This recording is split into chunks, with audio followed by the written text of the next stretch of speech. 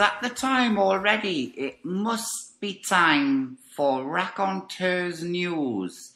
I must get my computer on.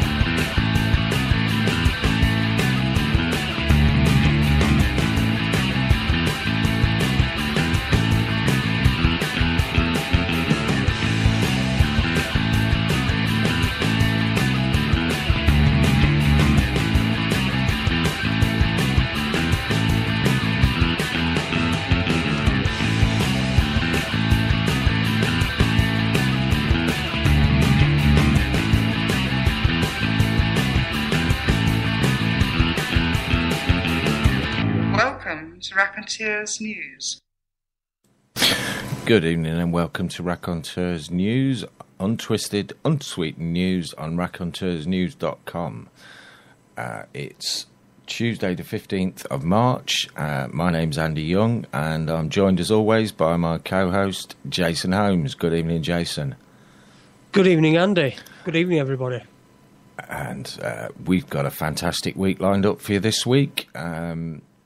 We've got Friday, we've got coming up the one and only global legend Rick Simpson for his return visit, and there's some fantastic news coming up there. I hope you'll be able to join us Friday night. But for tonight, we've got a man, well, if I were to read out part of his resume, just to give him a brief introduction, it would probably take the first hour and a half of the 2 hours that are available for us. So, really, all I'd like to do is say, welcome, Jon Rappoport. Very good to be here from across the sea. Yeah, good evening, John. Good evening, Jason. Well, good afternoon to you. You're over on the west coast of the States, aren't you, John? That's right. It's 1 p.m. in the afternoon here in San Diego. I'm sure it's quite a bit warmer than it is here in cold, blowy old England. Yes, it looks to be about 60 out, 60 degrees. It's clear and sunny. What's the temp there? Oh, it's about here. It's about 3, I think. 3 degrees centigrade. 3 degrees centigrade. How do you translate that into Fahrenheit? That's around about 60, is it? No, it's about 35, 40. Oh, is it? Yeah. 35, really? 40, okay.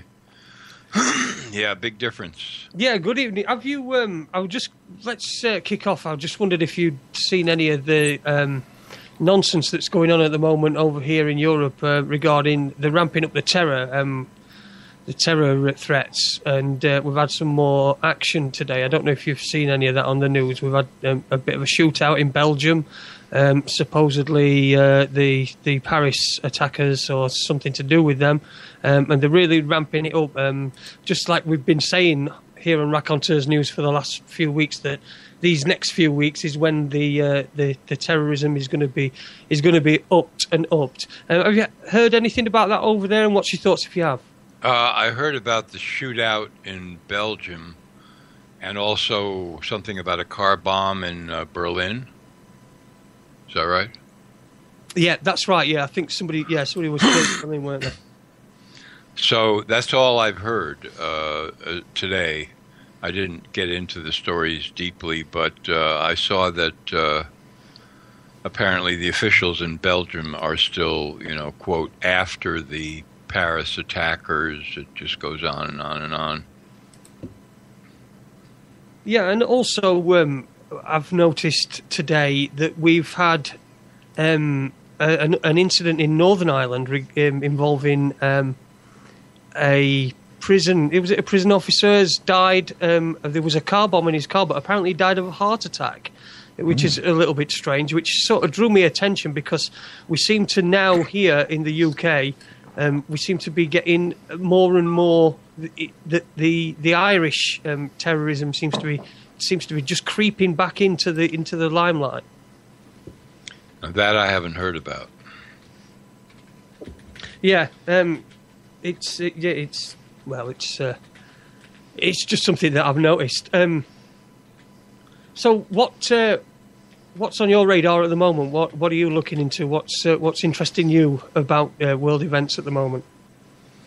Well, I just wrote a couple of articles which have not yet been posted at my site. They have to do with the election in America and this wild and woolly circus that's going on that will continue to ramp up between now and November. But the thing is, how can I put this? We're talking about globalism here, which affects, well, every country in the world. But in the industrial countries, what's occurred is, as people should be aware by now, the exporting of jobs out of the country into distant places. Big corporations decide, well, we don't want to manufacture cars or whatever the product is in our own country because the cost is too high. So if we shut down the factory and fire all the workers and put them out of work and their families out of work and so forth, then we go to Bangladesh or wherever. We set up the same factory, and we can employ workers, basically slaves, 6 cents a day, no safety regulations, no unions, no environmental restrictions at all.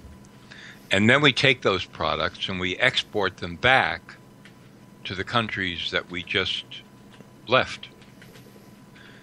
And because of the trade treaties that have been passed, starting with GATT, which resulted in the World Trade Organization, that was the big one. And then NAFTA, which was the North American Free Trade Alliance, that was signed by Bill Clinton in 1993. And then you had CAFTA, and now we're getting the TPP, Trans-Pacific Partnership, and there's another one that is between Europe and the United States, these trade treaties. And at the heart of all of these trade treaties is supposed to be, quote, free trade. And that means that this factory that went to Bangladesh can now export the sneakers that they're making there back into the United States, where they don't manufacture sneakers anymore. And there are no tariffs, no taxes to pay. And that's the key. That's what the globalists have been shooting for ever since 1945, when they started these GATT talks. Because that means that the sneaker company can undersell all the other sneaker companies that still make sneakers in America when they export the sneakers back to America. I mean, I hope people understand this framework by now, because this is the way the game works. Yeah. Now, if they had to pay the tariffs, they'd be on a level playing field with all the companies that make sneakers in the United States, but they're not. So it pays them to shut down the factories in the United States or in England or wherever and go to these distant places and put all the people out of work in the home countries. And then when they export the products back into the United States or the UK or wherever, they put more people out of work, because the domestic factories that are making that product in the US, UK, wherever, have to shut down because they can't compete. Mm-hmm. So it has this multiplying effect, and you get massive unemployment. You get people that are going hungry. You get people living on the street. You get people looking for jobs that can't find jobs. In the U.S., many of these people are not even reported as being unemployed by the government statistics, because they're no longer looking for a job, which disqualifies them from being, quote, unemployed. That's one of the tricks of how it works. Yeah. And so the economy is devastated. Then you've got people that have to come in behind that and make excuses for why the economy is devastated. You've got scholars, academicians, government bureaucrats, business people, foundations. Everybody and his brother now chimes in with their analysis of why the economy is in the dumpster. And at one end, you have people that's saying it's not in the dumpster at all. It's actually recovering, which simply means that more people are getting loans or credit. That doesn't mean that the economy is making its way back. Then you've got other people claiming, oh, well, you see, it all has to do with the fact that we had many hurricanes, on the East Coast. Or we had problems with labor union negotiations, or it's an inevitable decline cycle in the algorithm of blah, blah, blah.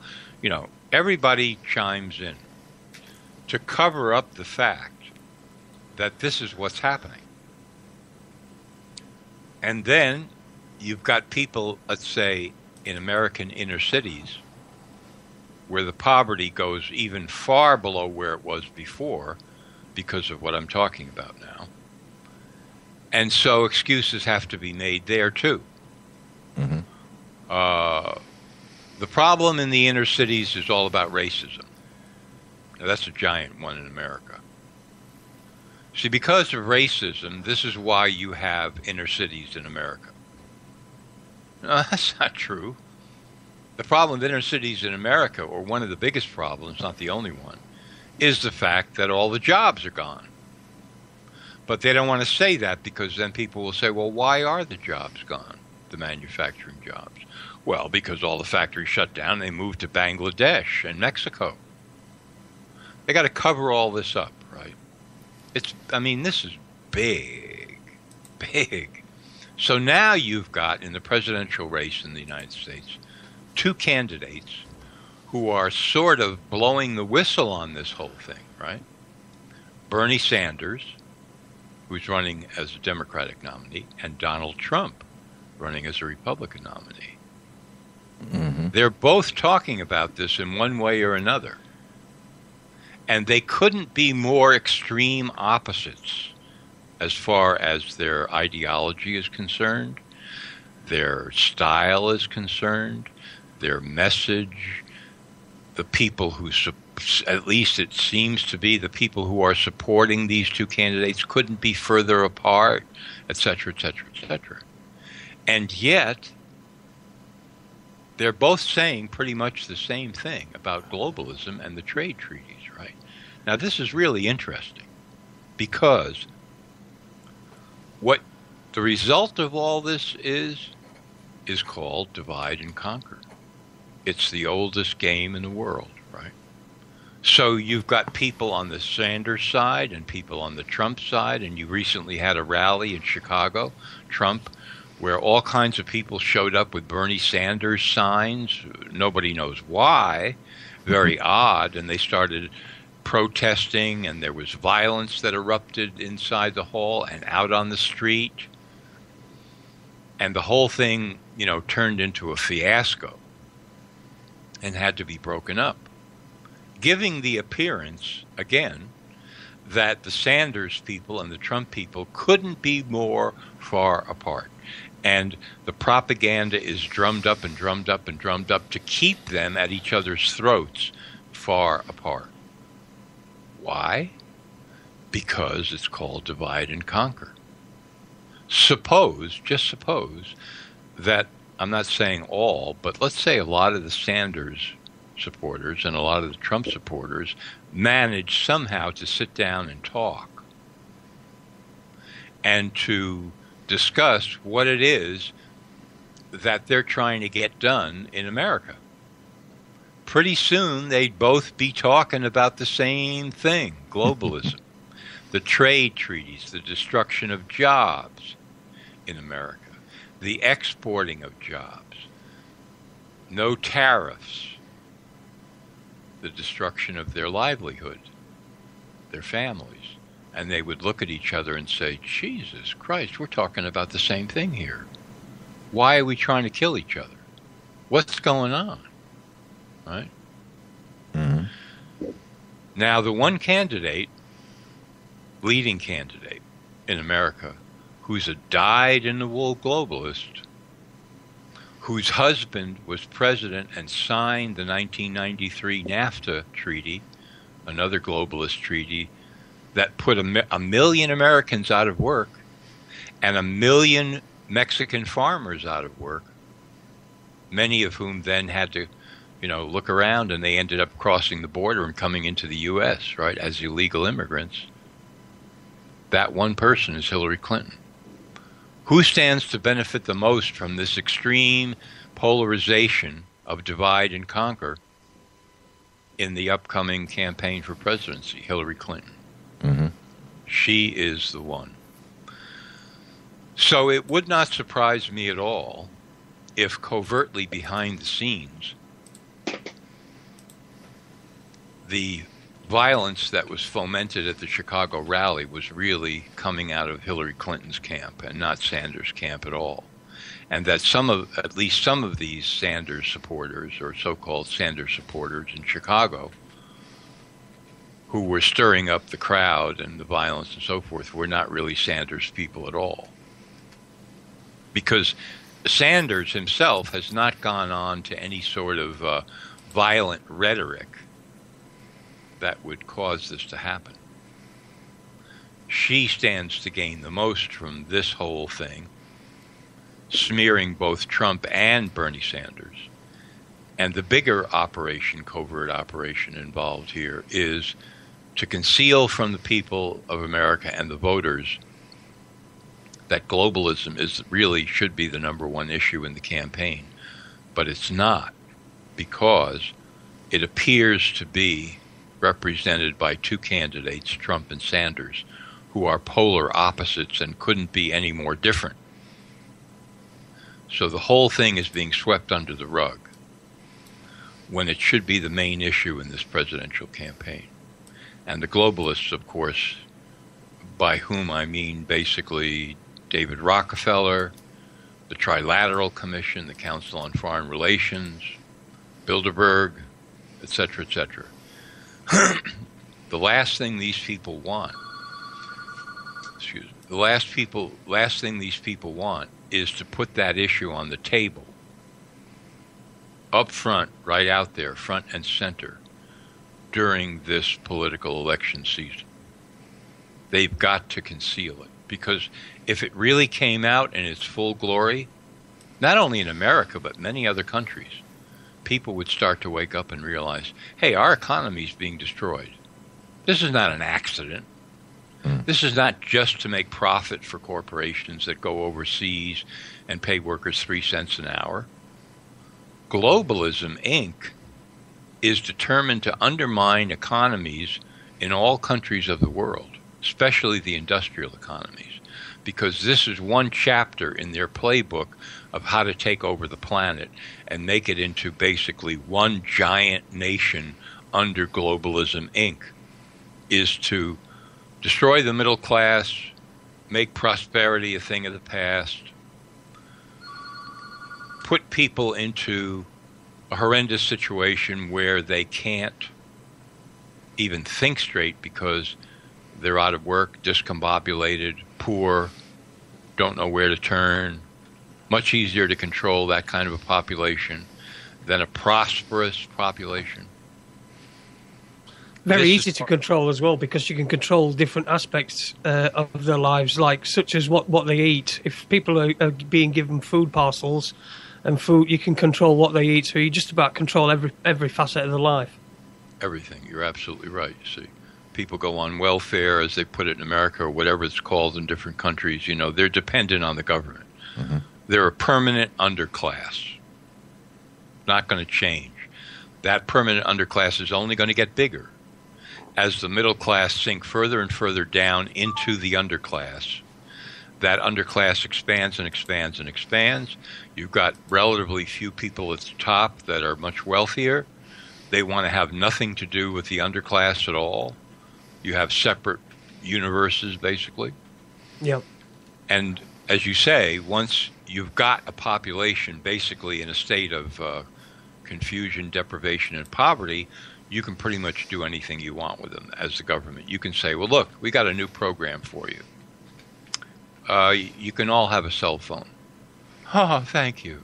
Thank you. I can have a cell phone. Yes, you can have a cell phone, and you can have food stamps, or, whatever that allow you to buy. Oh, thank you, thank you, thank you, thank you. All right.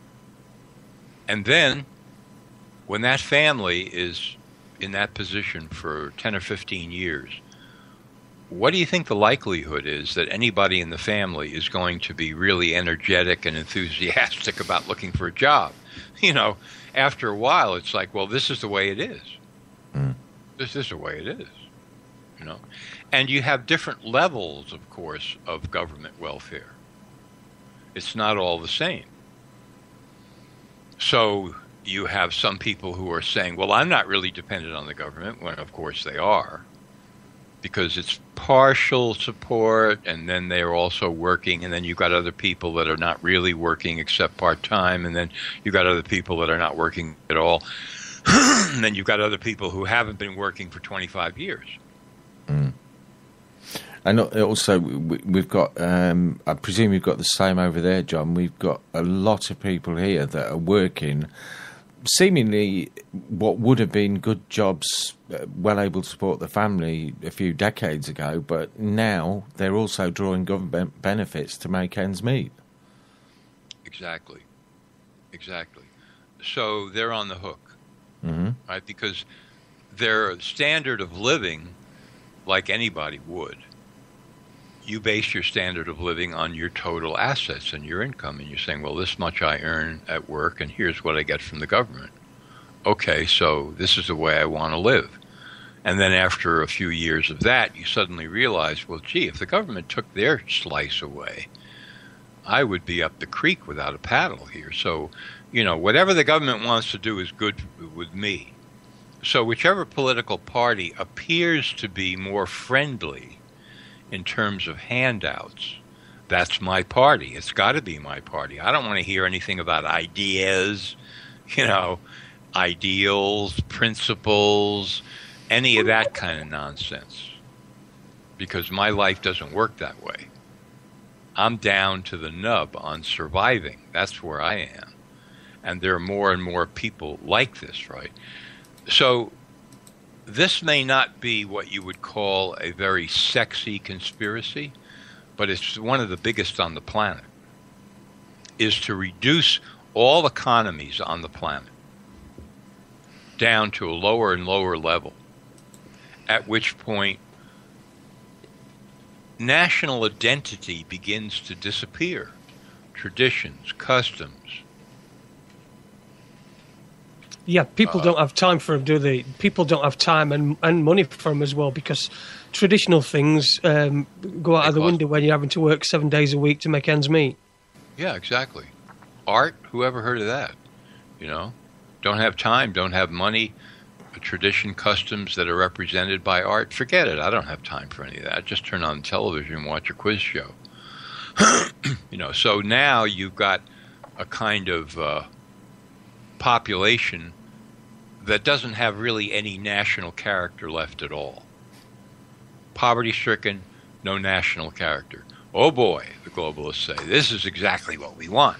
Now, look, let's add one more factor. How about we induce millions of people to come into these countries that never lived there before from other countries? And we can make up all kinds of reasons why that's happening. In fact, we can create the reasons. We just throw some bombs down on these countries, and all of a sudden we've got millions of people pouring into Europe, for example. This is great, the globalists say, because now, after 20 years of doing this, people are going to look at France, Germany, England, Spain, whatever, and they're going to say, well, these don't even look like countries anymore. At least not what we used to think of them as. It's just all one big mass of all kinds of jumbled up people, and they live in different areas, and sometimes they communicate with each other, and a lot of times they don't. And you don't. If you're this, you don't walk into that neighborhood. It's all just a patchwork quilt. Why should we have separate countries at all? We already have the EU, which is the super duper government bureaucracy over everybody. So let's just say Europe is one country. Basically, one region, let's call it. Then and of course we've already eliminated the borders basically, so we just have one big region now. And 50 years after that, nobody will even remember what it was like to have separate countries. This is where they're moving. If you want to take over a planet, one of the first things you have to think about is the separate entities that exist on the planet, such as nations. So you got the ex-president of Mexico, Vicente Fox, who used to be the supervisor of all Coca-Cola sales for Latin America, a very healthy, life-giving beverage, of course, and also the former president of Mexico, right, who has said, let's just have, basically eliminate the borders between Canada, Mexico, and the United States. Yeah, why not? Let's do that. And so essentially what you would then have is one country called North America, one region. Well, this is the globalist plan, is to have these regions, no more countries, right? Because you're going to take over a planet, you want to have no more separate nations. And of course you do this under the banner of we're bringing peace, no more wars. It's all going to be one beautiful thing. Of course, everybody's poor, everybody's dependent on the ruling class, everybody is in the hole, everybody's on government handouts, everybody's, in that state of mind. Everybody's surviving. Everybody's just surviving. Right? So this plot and this plan cannot be exposed as far as the globalists are concerned, the Rockefeller globalists. It can't be exposed in a way that, for example, it's put before the voters of a nation as powerful as the United States as the number one issue that's destroying the country. No possible way is that going to happen. So what do we do about that? Because there's a lot of people that are getting upset in the United States, not covered by the press, but they're upset because they have no work. Mm-hmm. This is getting worse. So what do we do here? We got to prevent this from becoming a political issue. All right, so we have Bernie Sanders over here and Trump over there. All right, they're both talking about it, but gee, it's great because, they seem to be total polar opposites. So they're attracting different types of people that are poor, out of work, dependent, pissed off because they lost their jobs because companies left the United States. But they're never going to get together because they've been programmed to be ideologically completely opposed to each other. And we're good. We're safe. We're cool. Hillary's going to win. She's a rabid globalist. She's on our team. We know that. She's just going to continue this march into doom for the rest of the planet. And we, the globalists, are going to take over. This is the plan. This is the deal. And one of the things that I've been researching and writing on for the last 30 years as a reporter, chapter and verse, details, on and on, is the modern medical system of the world. Well, guess who spearheaded that whole deal? The Rockefeller family.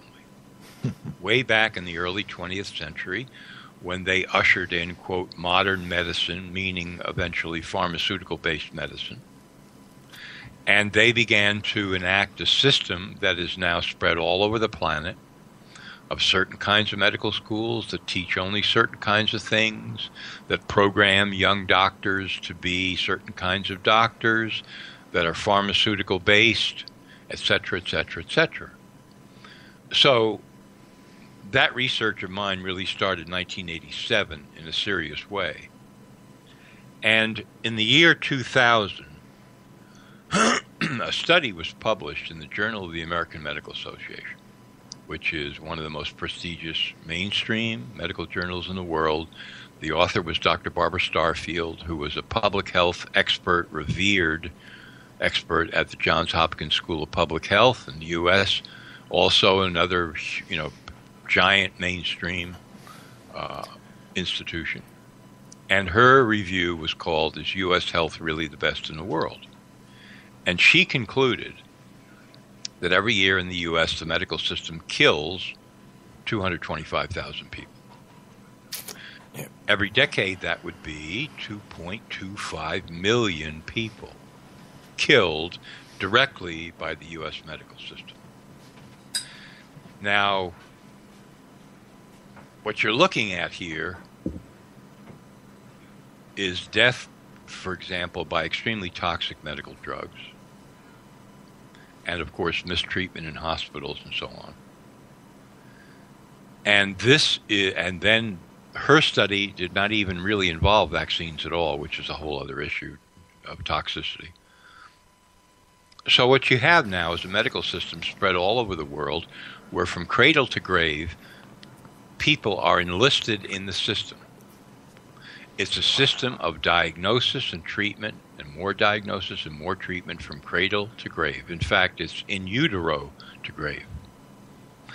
And any person in that system can now expect to be diagnosed with, I would say, at least 25 diseases or mental disorders between the time they're born and the time they die. And each time they get a diagnosis, toxic medical drugs, more symptoms that are now diagnosed as a new condition requiring more toxic drugs. And now you've got the whole population being eaten out from the inside. And again, how are these people able to think or resist or rebel or decide for themselves anything independently about their own existence? Out the window. They're just too screwed up. And they're basically screwed up by the treatment, not the living conditions so much as the treatments. This is another serious part of the globalist agenda. And I could give you much more chapter and verse on that. Now add in another globalist, gigantic piece of agenda called climate change. And whatever you think of the, quote, science behind this, man-made global warming, et cetera, which, as far as I'm concerned, is a total scientific fraud. But regardless, behind it all, when you look at the agenda that's coming out of that, the UN agenda, the Paris Climate Summit that was just concluded, the pledges of countries to give huge amounts of money to so-called underdeveloped nations in order to, as like reparations for past crimes against humanity having to do with the climate, et cetera, when you clear all the smoke away, the real agenda there, which is supposed to be fulfilled by 2030, the stark bottom line, lowered energy production for the planet. That's where this is heading. No matter how you slice it or what you call it, it's the planet, human beings will now produce less energy for all uses, electrical production, et cetera, because the prophets tell us this is the only way to save the planet. Because we are destroying the planet by emitting carbon dioxide, which of course makes plants grow, but we won't talk about that. And therefore we have to stop this, and so we're going to go after coal and oil, and we're going to lower the energy production of the planet. But of course, don't worry about this because other technologies are going to come in to replace this.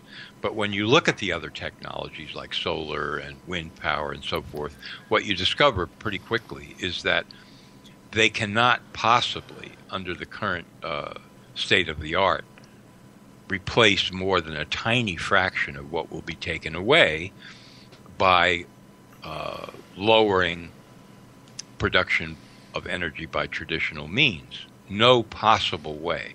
So what the globalists in the climate change movement are promoting is lowered energy production for the planet. What does that mean? That means more poverty and destruction in all countries of the world, not just the industrial countries, the third world, et cetera, et cetera. And you can find in the UN's own literature kind of opaque statements about how this program is going to require radical readjustments for living, without really spelling it out. In other words, it would be like saying, well, you guys are going to have 30% less energy, because that's the program, is to reduce by 2030 energy production on the planet by 30%. So you guys now have 30% less energy. So whatever that means to you, wherever you live, whatever you do, figure it out. See what you now can do and what you can't do and make an adjustment. Figure it out.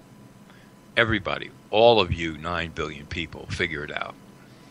This is another way to control people because you're just going to devastate more and more populations if you take energy away from them.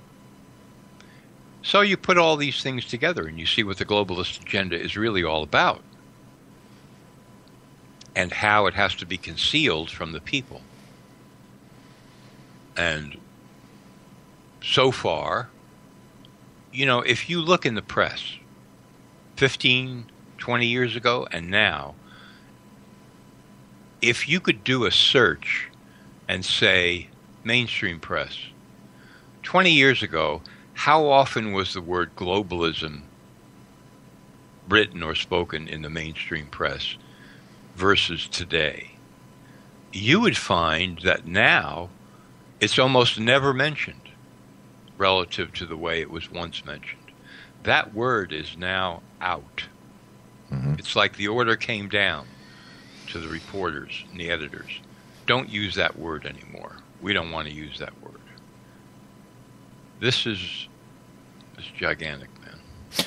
Well, yeah, there are so many things not being mentioned in the mainstream press, John. I mean, you're talking about alternative means of energy production, and the main ones that are touted in the rags are wind and solar, like you said.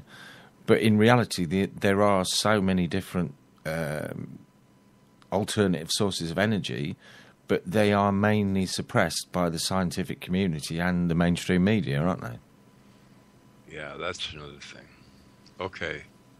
The answer, of course, as you and I both know, is yes, resounding yes.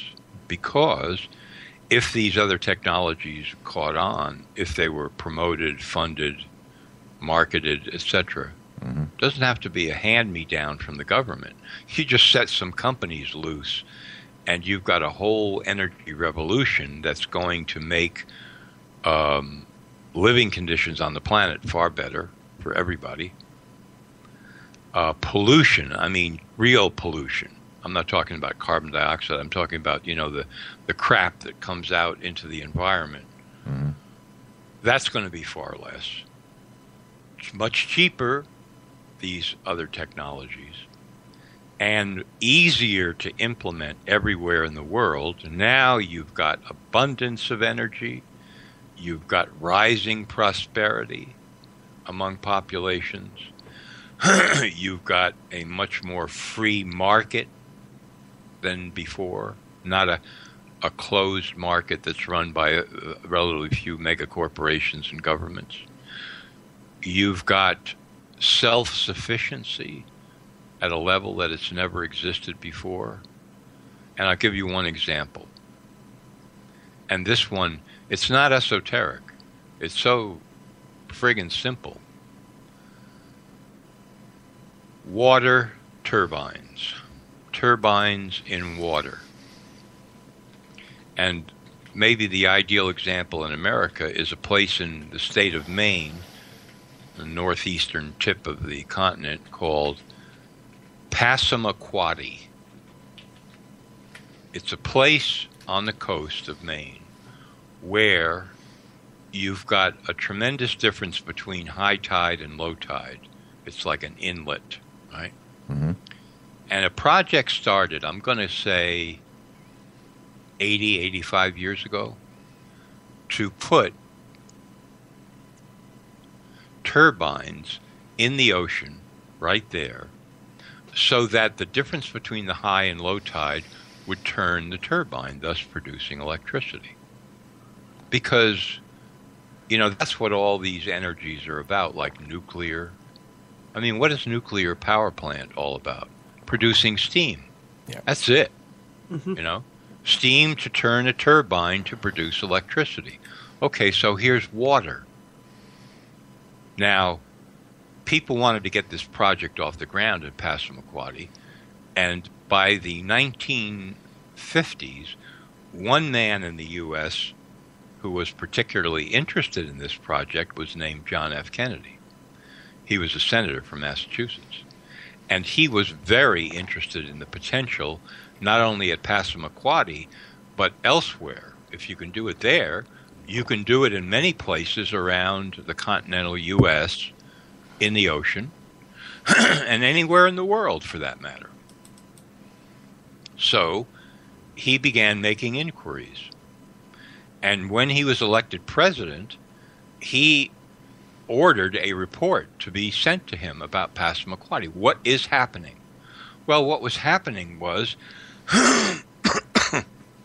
a massive swamp of red tape that had developed over decades and decades between local town councils and utility companies and government, the government of Canada, the government of the United States, and arguing, and new committee reports, and more BS, on and on and on and on, that just kept sinking this project so that it never got off the ground. And who knows what he might have been able to do in that regard if he had remained president? I have no idea. But of course, he was killed in 1963, and that was the end of that. At that point, no one in the federal government, to my knowledge, had any interest in the project whatsoever. And it has lain fallow all these decades. Not only could you do that in the ocean, but there is a company, or many companies by now, I researched one company years ago, that can take small turbines and put them in rivers anywhere in the world and make the wheels turn, producing electricity. So you could pinpoint local communities that are near rivers. You know, we can produce electricity for this town, that village. Everywhere in the world you could do this. Mm-hmm. And there is no, major fallout, like, oh my God, but then we'd be doing this to the environment. No, not really at all. So this is just one of these technologies that for, some mysterious reason hasn't gotten off the ground or into the water, And I remember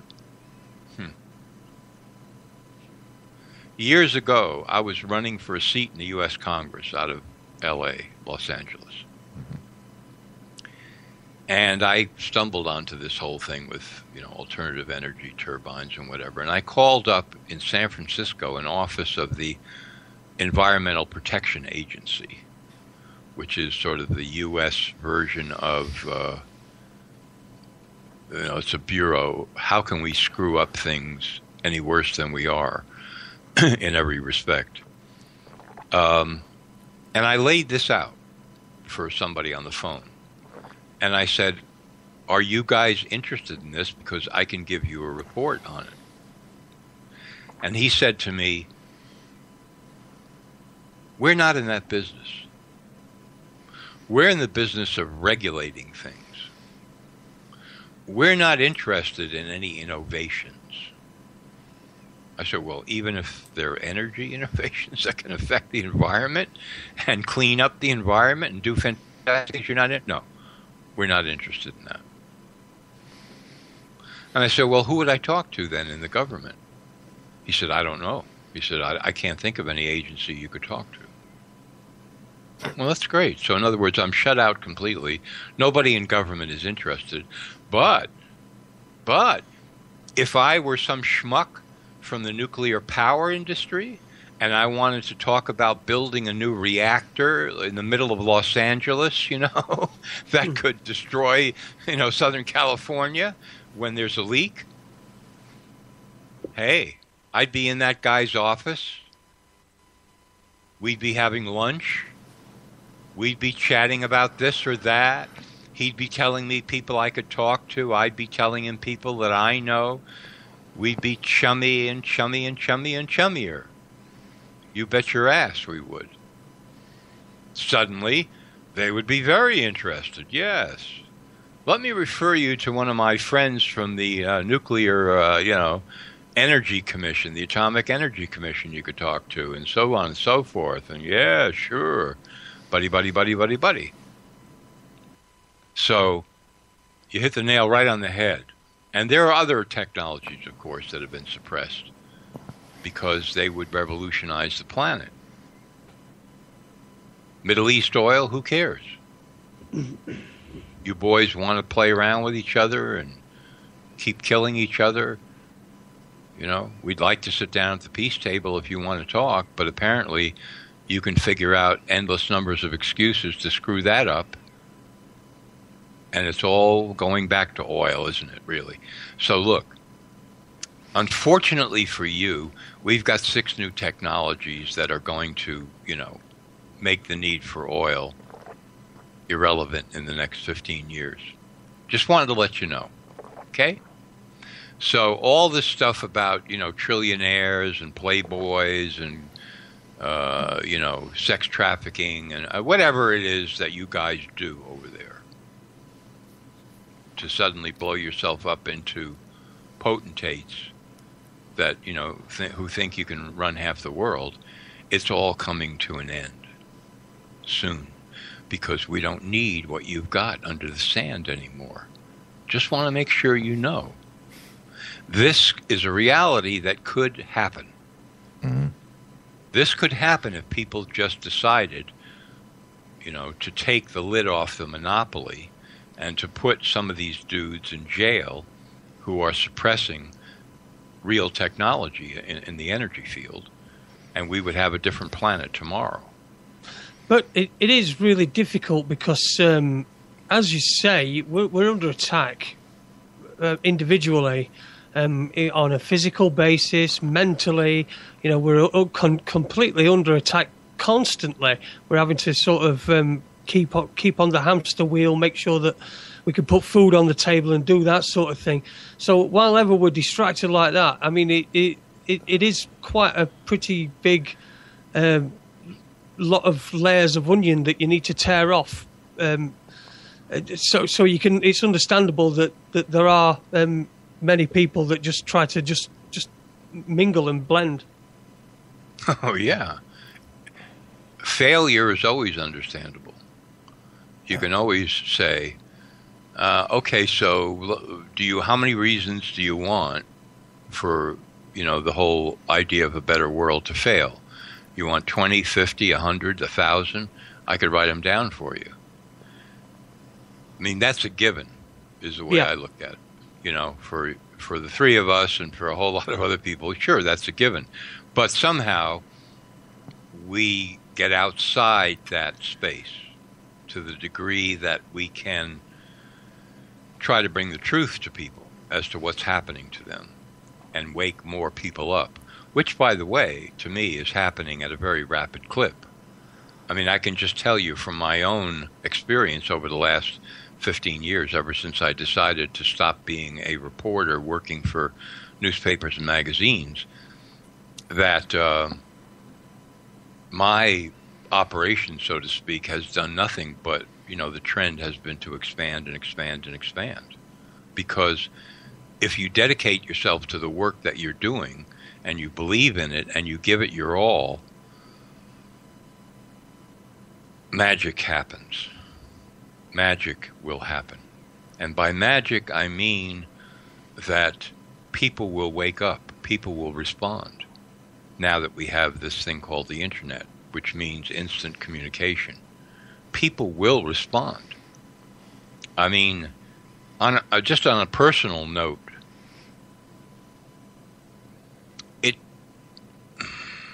it became real to me that to the degree that I dedicated myself to the work that I was doing, because A, I wanted to do it, and B, because I thought it was important,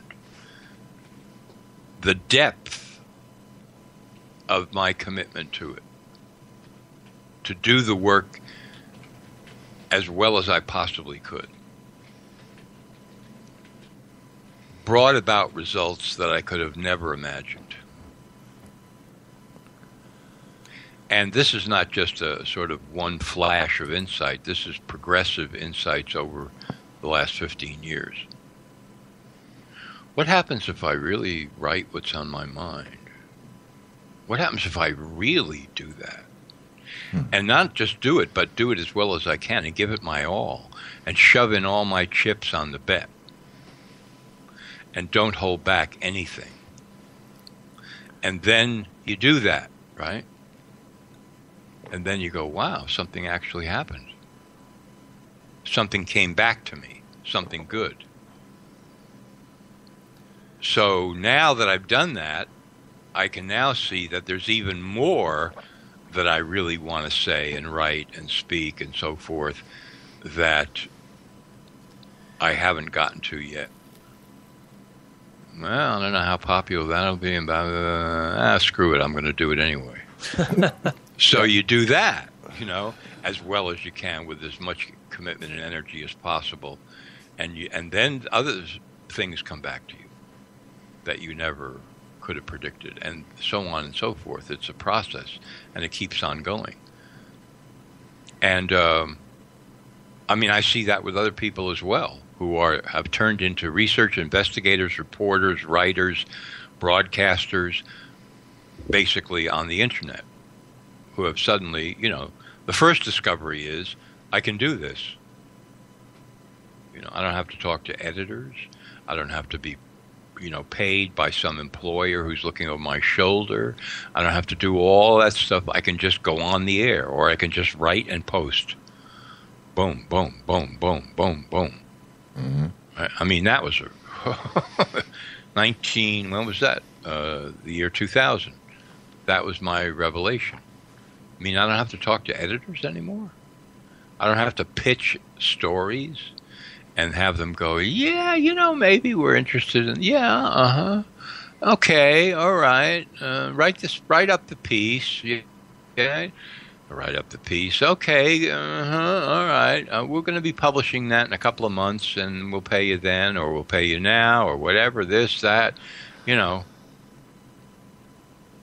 hideous, slow.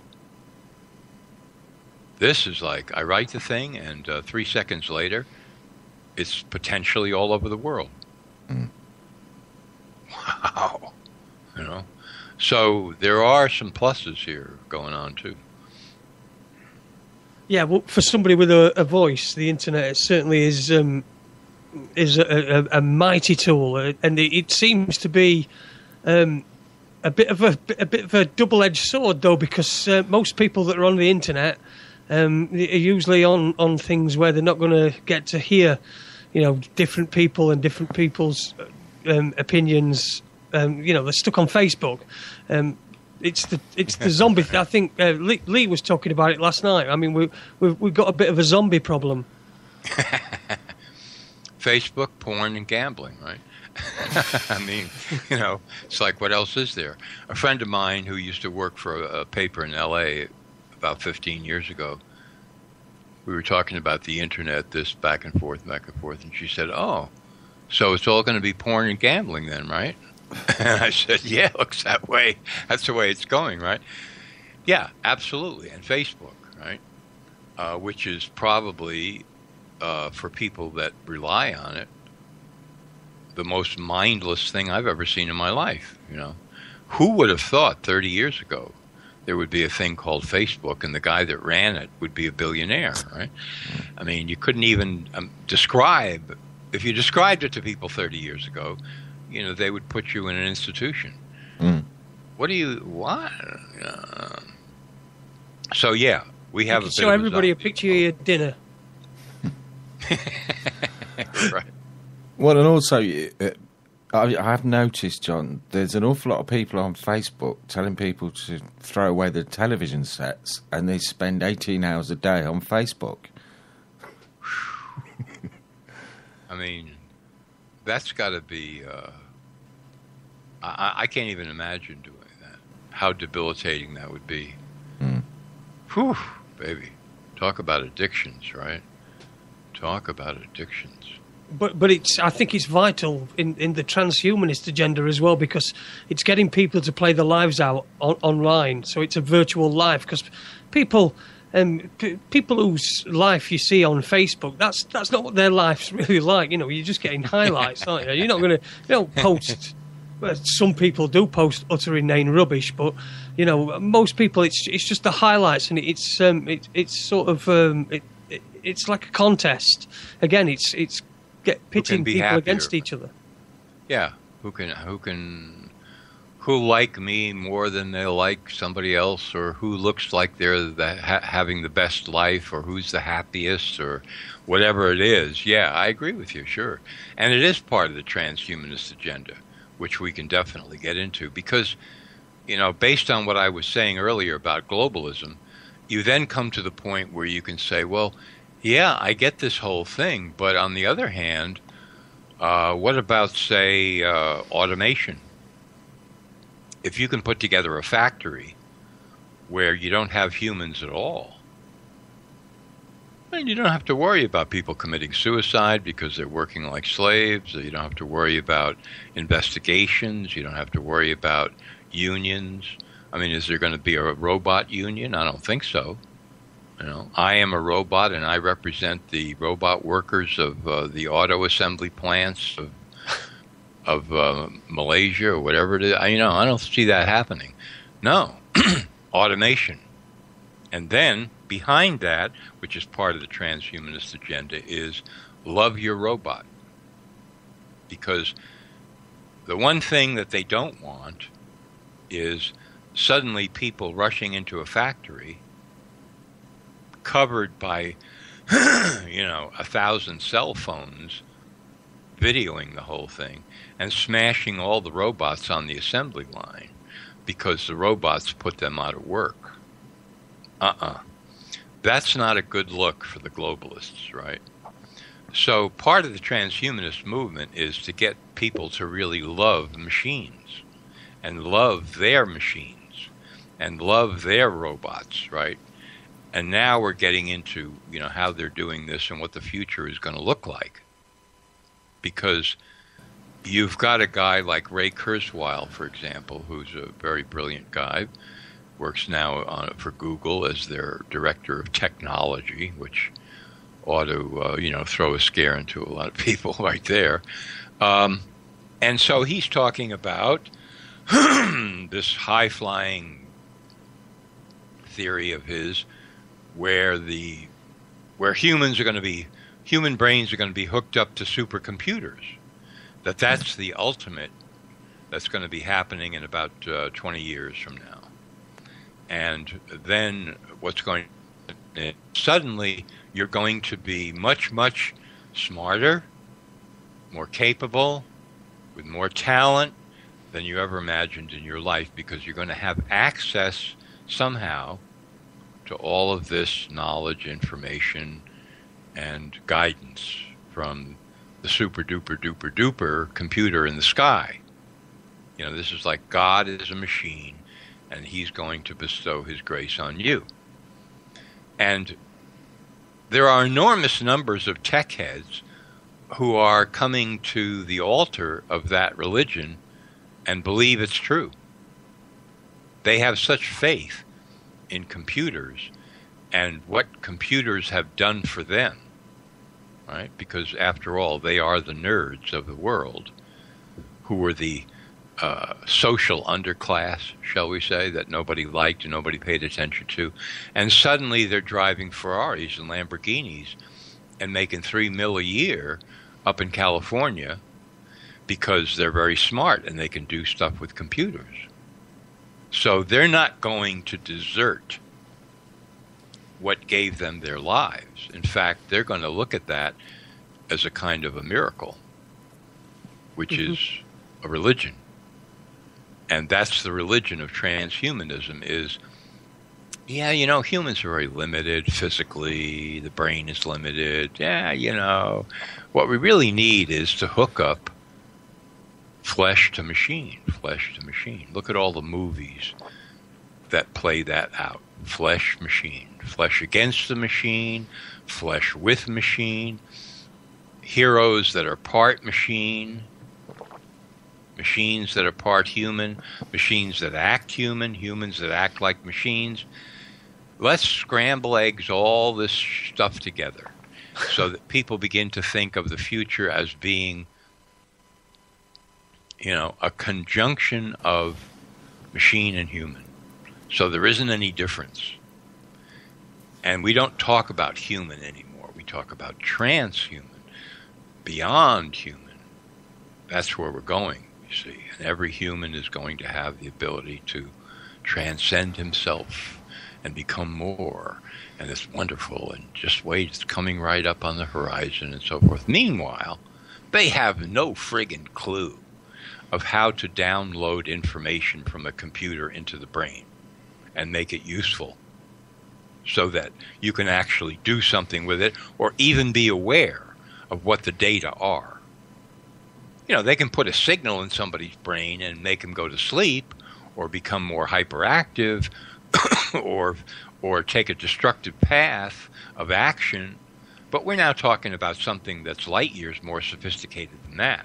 We're talking about the ability to take, let's say, as a starter, 100 billion pieces of data out of a computer and download them into the human brain so that the person himself actually has conscious access, can deploy these data, can use them, can work with them, can be enhanced by them. I mean, talk about science fiction. They are nowhere on that path. They're trying. I mean, I could cite you studies and so forth that the Pentagon is doing because they're the leader in this whole thing in the U.S. They're getting big-time government money to research all this out under the cover story that they're really trying to, cure post-traumatic stress in soldiers and all this kind of crap. They're the transhumanist research kings. DARPA, which is the research arm of the Pentagon. They're doing all these brain-body computer interface experiments and so forth. They're trying. But this is where ultimately the globalists want to take this whole shooting match called planet Earth, is to transhumanism, where you're part human, part machine. And you could see the signs all over. I noticed today there was an advertisement for a new Samsung telephone, and that had a mask that came along with it. So what you did is you put the phone into the mask, and put the mask on. It's sort of like we're building ourselves as robots. You put the phone in a mask, and you put the mask on. Yeah, that's right. Yeah. So it looks like like a diving mask. So what you do is you put the phone into the mask, and then you put the mask on, and so like you've got a virtual reality. This is a telephone. This is a phone. Phones are supposed to just phone people, aren't they? Yeah. So it's like a virtual reality sort of mask that they've got on, and it's all on a phone. So, like I said, we're building it as round ourselves. And with the convenient benefit that you'll be microwaving your pineal gland at the same time. Yes, that's a beneficial side effect, right? And then you'll just be barely able to use your phone after about 5 years. Wow. Are these the masks that they sort of look black and they have white circles on them that I've seen around? No, it's... let me see if I can get a pic. I'll see if I can find a... you carry on and I'll see if I can find a picture. Okay. This is something I never heard of. I mean, you've got the phone in a mask. You're concealed by the mask. You walk around. You're looking at the phone. You're talking into the phone. People are talking to you on the phone. You're living on the phone, basically, right? I mean, this seems to be where they're going with the cell phone technology is basically, like you said, Jason, you're living in a virtual reality of your phone. You do your Facebook, you do internet, you do talking, you do picture taking, video taking, listening, looking at pictures from other people. And of course, as everybody knows, go anywhere now, any place, and you're looking at a whole lot of people that are looking at their phones all the time. Oh, it really bothers me and quite disturbs me when you go in a restaurant, you see a table of 6 people, all adults, and they'll sit there for an hour and a half and have a meal, and there'll be hardly a word spoken between them because they're all tapping away at the mobile phones. Mm-hmm. Yeah, it's Samsung's new virtual reality headset. I've found a YouTube video of it. That's all I can find. I can't find a picture. I can find a YouTube video of it. If you could pop that in chat room, Andy. Yeah, will do, mate. But yeah, that's what it is. It's you can see from the picture that it's. I don't know it's how into the many. headset. Okay, a virtual reality headset. Huh? So this means that you're looking at video, basically. Yeah. You're not looking at the street where you happen to be walking. You're looking at video. Mm-hmm. Well, I'll tell you one thing. A lot of this has to do with screens, okay? Because, and I've had some experience on this with little kids.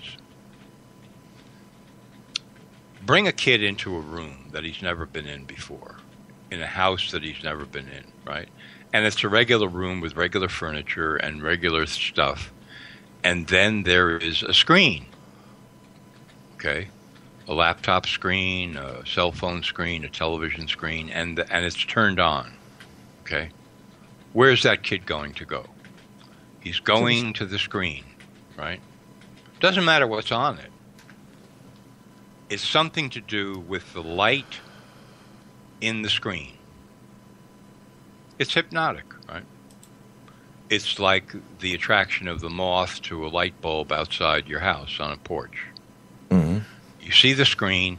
It's got more illumination per square inch or centimeter than anything else in the environment. It's not like the rest of the environment. It's distinct from the rest of the environment. We're not looking at sunlight or even old-fashioned light bulbs or anything like that. We're looking at a different kind of light or illumination. It's luminous. To me, it's the equivalent of a stained glass window in the old cathedrals, because that was the media of the day. Mm-hmm. In the Middle Ages. You know, you might get a town crier. Before the invention of the printing press, people did not have access to any printed materials. Didn't even have a Bible, right? But they had a cathedral, and that was the media operation of the day. That was the BBC, CBS, whatever, wherever you would get the highest form of information is in the cathedral. Well, the church knew what it was doing. Let's build fantastic cathedrals. Let's employ the best designers, the best architects, the best technologists of the day who could come up with a way to make these structures stand over time and not just collapse, which they figured out, you know, with the flying buttress and et cetera, et cetera. Okay, now we need stained glass windows. What are those stained glass windows? Sources of luminous illumination. You walk into a cathedral, and the first thing you see is the window. That is more compelling than anything in the room, because it's a different kind of light. It's like moth light. You are attracted to the light. It's the same phenomenon that's now being used with television, with cell phones, with laptops, with whatever the device is, virtual reality. You're looking at the luminous screen, luminosity. And I experimented with this some years ago because I was doing paintings on paper. Mm-hmm. And the material that I was using basically was food coloring, like dyes, not paints, but dye. You would have different colors on the surface of the paper. And if you put lights behind the paper, suddenly you were looking at luminosity of color unlike anything that was on the painting, actually. It would make it 100 times more compelling to somebody who would walk past it if you had a light box behind it than if they were just looking at the colored dyes on the paper, because it was luminous. It had that luminosity to it. And that's what you see in all of these technological gadgetries, right, that you're doing now. So it's the phasing out of humans and human experience in favor of virtual experience. And of course, in virtual experience, companies are going to be opening the door to, what do you want? You know, the customer, that's the question to the customer. What do you want? We can give it to you in the virtual world. It's up to you. We have 5,000 programs so far. They're all different. They all satisfy some impulse in you, some desire that you have. We don't care what that desire is. We make no value judgments. You tell us what you want, we sell you the program. And you live inside of it, okay? And the future development is going to be, okay, not only do you see it, not only does it surround you so that you're inside of it like a hologram, but we bring in the other senses. Mm-hmm. You can taste it, you can touch it, you can smell it, etc. You can hear it, and you can see it. Now, what do you want? What do you want? Well, I don't know if I should tell you. Oh, go ahead, you know. They'll have a robot sitting there talking to you. I understand, Mr. Smith, that you might be reluctant or reticent to tell us, you know, some deep, dark secret wish that you have, but don't worry, I deal with this all the time. We make no judgments whatsoever here at Reality Inc. So just tell me what you want. Well, you know, this is what I always wanted. Oh, yeah, well, we have 5 of those programs. Just give me your credit card number, flash it, hold it up to the screen, and we'll instantly relay the programs to you, and you can live inside those programs for the next 6 months, and that'll be your existence, right? You will no longer be a human. Who wants to be a human? Right? Yeah. Well, when they make life so absolutely, abjectly miserable, that is bound to be appealing to people, isn't it? That's just what I was thinking. Mm. And the words right out of my mouth. The more you said there, John, the more I was thinking of the movie The Matrix. Yeah. Because that took it to a planetary level. Mm-hmm. Guess what, folks? The whole planet is virtual. And here's where you're really living. So in that case, it was not a matter of, you know, you, Andy, you, Jason, me making choices. It's like, no, we got something much better. We're going to give you all the same delusion programmed right in so that you'll all be interacting with each other in this particular hologram that we call your life for the whole planet all at once. And that's also a transhumanist choice that would be made beyond, you know, your ability to decide. It would just be, you know, okay, so we've had this individual choice thing for a while. We've got something even better now. And in fact, we're not even going to ask you whether you want to buy it. It's part of the government program that we're offering to you. And you don't say no, because otherwise we'll cut off your food stamps. So you ready? Plug in. Here we go. Boom. And from that moment on, everybody on the planet is living inside the same virtual hologram. So, of course, this sounds like complete absurd science fiction, but I could point to certain things that already are happening. They're existent right now, that would indicate that people are very flexible on this score. And I've been hammering on this for about 5, 6, 7 years now. Article after article, talk after talk, interview after interview. It's the great the great we, W-E, versus I. It's the group versus the individual. It's the collective versus the individual. It's the mass versus the individual. There has been a propaganda operation underway at the most basic and elite levels for the last 100 years in order to convince the global population that the only salvation for the human race is to be found in we, all of us together, versus this outmoded, extinct, useless, dangerous idea of the individual, the free and independent and powerful individual.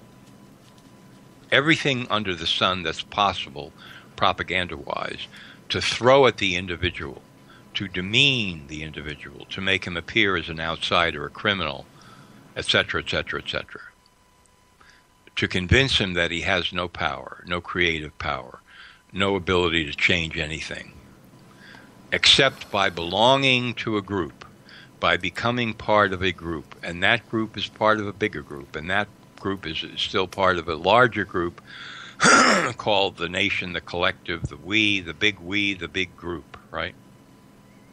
Well, that's virtual reality par excellence, I got to say. And there are many people that are so brainwashed into that by now that even as I speak of it, if they happen by accident to be listening, they have no idea what I'm talking about. Absolutely no idea what I'm talking about. Individual? What does that mean? Me as the individual? What are you talking about? I don't even understand that. I'm just trying to get along. I'm part of a group. I'm part of this group, that group. The only solution to our problems is the collective solution, whatever that's going to be. This collective solution for everybody, that collective solution. Yeah, so where do you think that collective solution is coming from? You think it's coming from you? It's coming down to you. You're now considered a unit, a cipher, a number of no consequence whatsoever. And that, whatever that solution is, that behavior, that program that you need to be a part of, etc., that's what you must do, because that keeps you in the group. If you refuse, you're outside the group. That's virtual reality par excellence. That is quite a gripping idea there, John. I wonder if we could just take a few minutes to play a quick tune so everyone can grab a cup of tea, and we'll be back in about 4 minutes, if that's all right, John. Sure, absolutely. Thank you.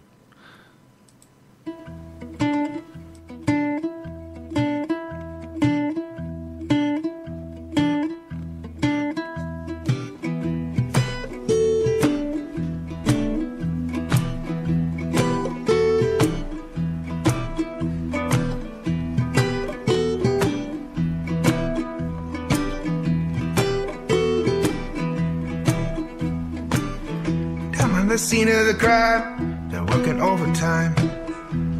They're fueling the fire, feeding the wire. What sounds like a crime is a house of lies. I'm still looking for one good and honest person for hire.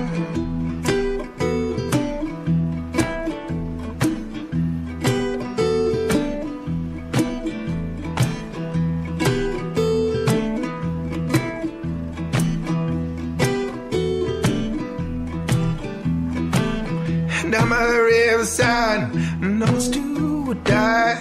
Shopping carts, bottles passed around, open fire.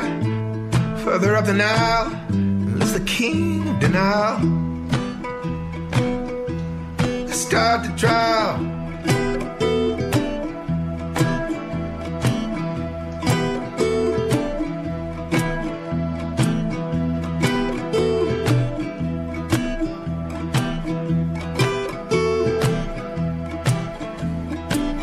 Somewhere in between, there's gasoline, electricity, fueled by television screen.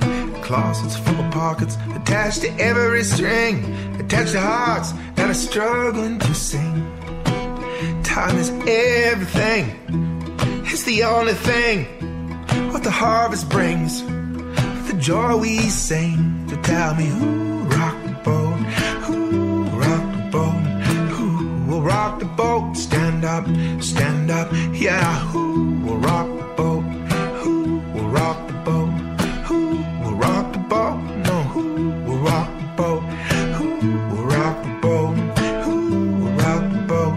Who will rock the boat? Stand up, stand up, stand your ground.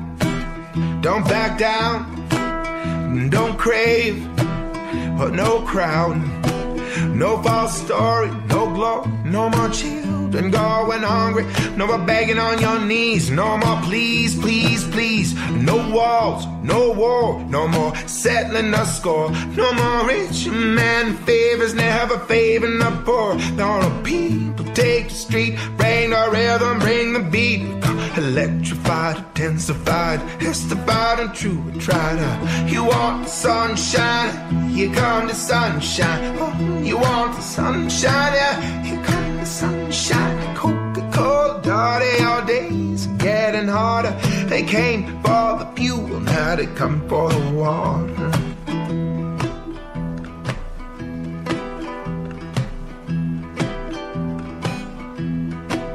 It's the desiring, the choice we make, what the harvest brings, the joy we sing. So tell me who will rock the boat? Who will rock the boat? Who will rock the boat? Who will rock the boat?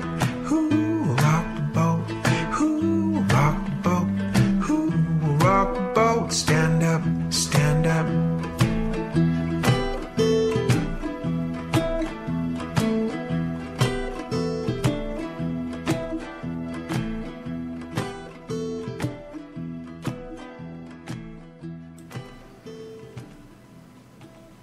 And welcome back to Raconteurs News. I hope you enjoyed that little break there from Campenna, House of Liars. Seemed quite appropriate, being as what we've been talking about. Welcome back, Jason, and welcome back, Jon Rappoport. Good evening. Good evening, John. Hi. You know, I'd be interested in knowing your guys' take on what's happening where you live. What's happening in the country? How do you see the the trends and developments and so forth? Personally, what you've just laid out there, I see it all being rolled out in front of us now. You know, there used to be a time when things were done with mail, you know, snail mail. People actually interacted with each other, but now it's getting more and more difficult to be able to do things with personal interaction. Everything you need to do, do it online, it's easier. And it's made more and more difficult to do things with personal interaction and made more and more easy to do them on the internet. And it's drawing you into this virtual reality, like you say. People's values and loyalties have been, I think, diluted. I mean, what you get at the moment is you'll get people that are really loyal and have got such a love for something that's completely remote and nothing to do with them, nothing to do with their lives, such as a sports team, or someone gets really fanatical about perhaps somebody who's on TV or something like that. And I think that what we're taught is that anything that's really trivial and flimsy, we're supposed to throw everything at it and be full on with it and give it our full attention, whereas anything that's spiritual or anything that's perhaps a little bit deeper than just thinking flippantly, you know, about flipping out about somebody's looks, something that when it gets a little bit deeper, I think people generally tend to shy away from that, because I think we've been dumbed down so much that they find it incomprehensible. And how do you think this all happened? Well, I think it's obviously an agenda that's been going on for years and years and years, since I would imagine since the 50s. I don't know whether they stumbled upon this and thought, well, this is a great idea, or whether this was the idea in the first place. That's a mystery to me, but I do think that it's obvious it's been going on for years and years. Also, something that's just been brought up in the chat room by my other half is the fact that we're seeing so much brutality from the so-called authorities. I mean, I got contacted by 2 individuals yesterday who were really brutally treated by the police. One of them was actually beaten up in the process of being arrested for burgling his own home. They came and knocked on his door, accused him of burgling his own house, shoved away in the house and beat the living daylights out of him. And then reported one subject detained, no injuries, and then had a big laugh about how much he was bleeding all over his own floor. And then stripped him naked, threw him in the cell, turned off all the water, made him drink his own pee for 24 hours, and then released him without charge. Now, was this person somebody of interest to them already because of something he was doing, do you think? I don't mean a crime or anything, but I mean, was he being targeted specifically?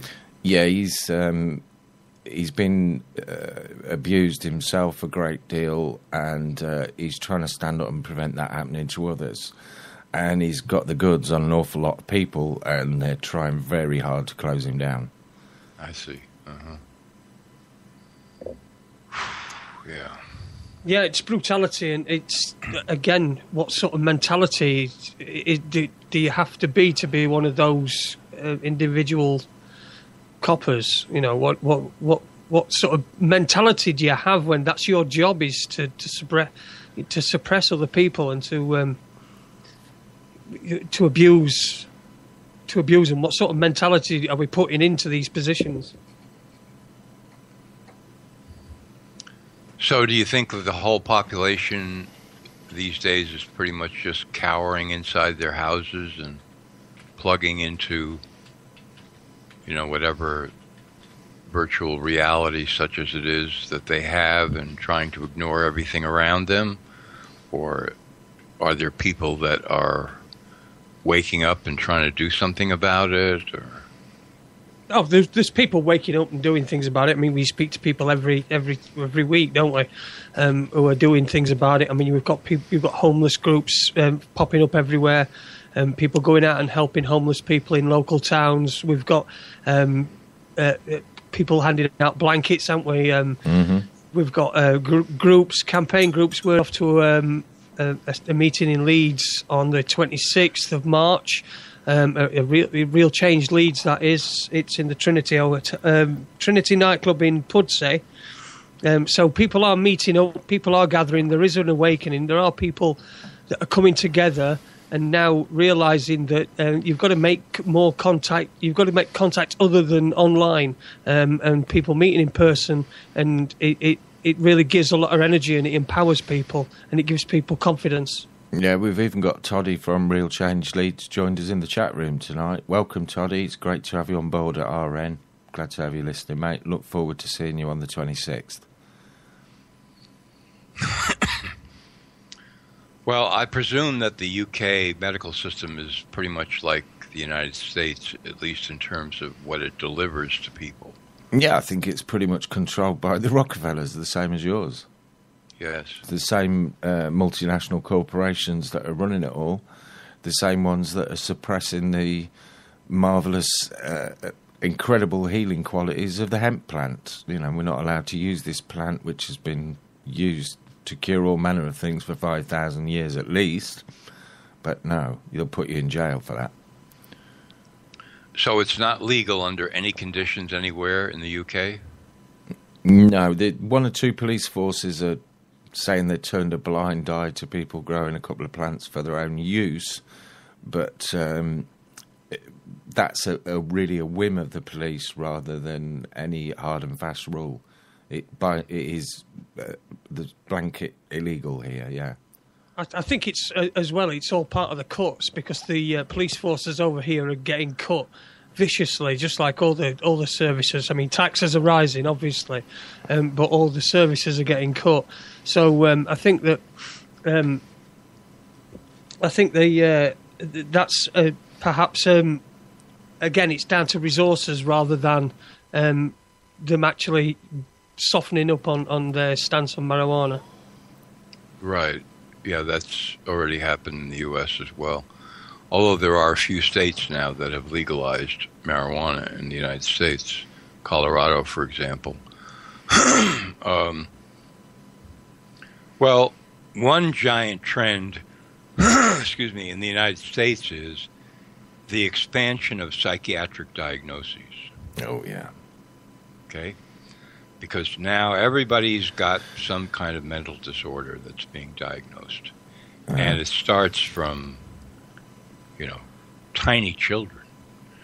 I mean, stuff that you wouldn't even, no rational person would accept this.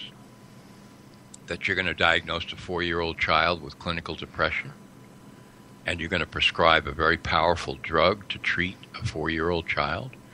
And yet that's the fastest growing area where antidepressants are being prescribed in the U.S. And so this is a tremendous control mechanism because people are being encouraged to see doctors and psychiatrists. And there's now a movement that's gaining force in the U.S. to screen people, everybody, to look out for signs of this, that, and the other thing whenever they go in to see a doctor. Not just a psychiatrist, but any doctor for any reason. Okay, does the doctor notice any sign of depression, et cetera, you see? And then, of course, your medical records now in the U.S., everything is computerized, so that can be shared with anybody practically, from a hacker to any government agency that wants to take a look. And starting back again in 1987, I did a lot of research on psychiatry. And my research is involved with getting to the bottom of things in these areas. So, for example, in the U.S., we have something called the DSM, which is the Diagnostic and Statistical Manual of Mental Disorders. It's published by the American Psychiatric Association. And every once in a while, they come up with a new edition. So now it's in the 5th edition. And in this manual is listed the name of every mental disorder that is officially certified as being, quote, real. See? And therefore, if you are a psychiatrist, you can bill insurance companies or the government, if it's Medicare or whatever, national health insurance, if you diagnose that in a patient and you write out a prescription. So it's a guide for insurance billing for doctors all over America. That's the main thing it really is.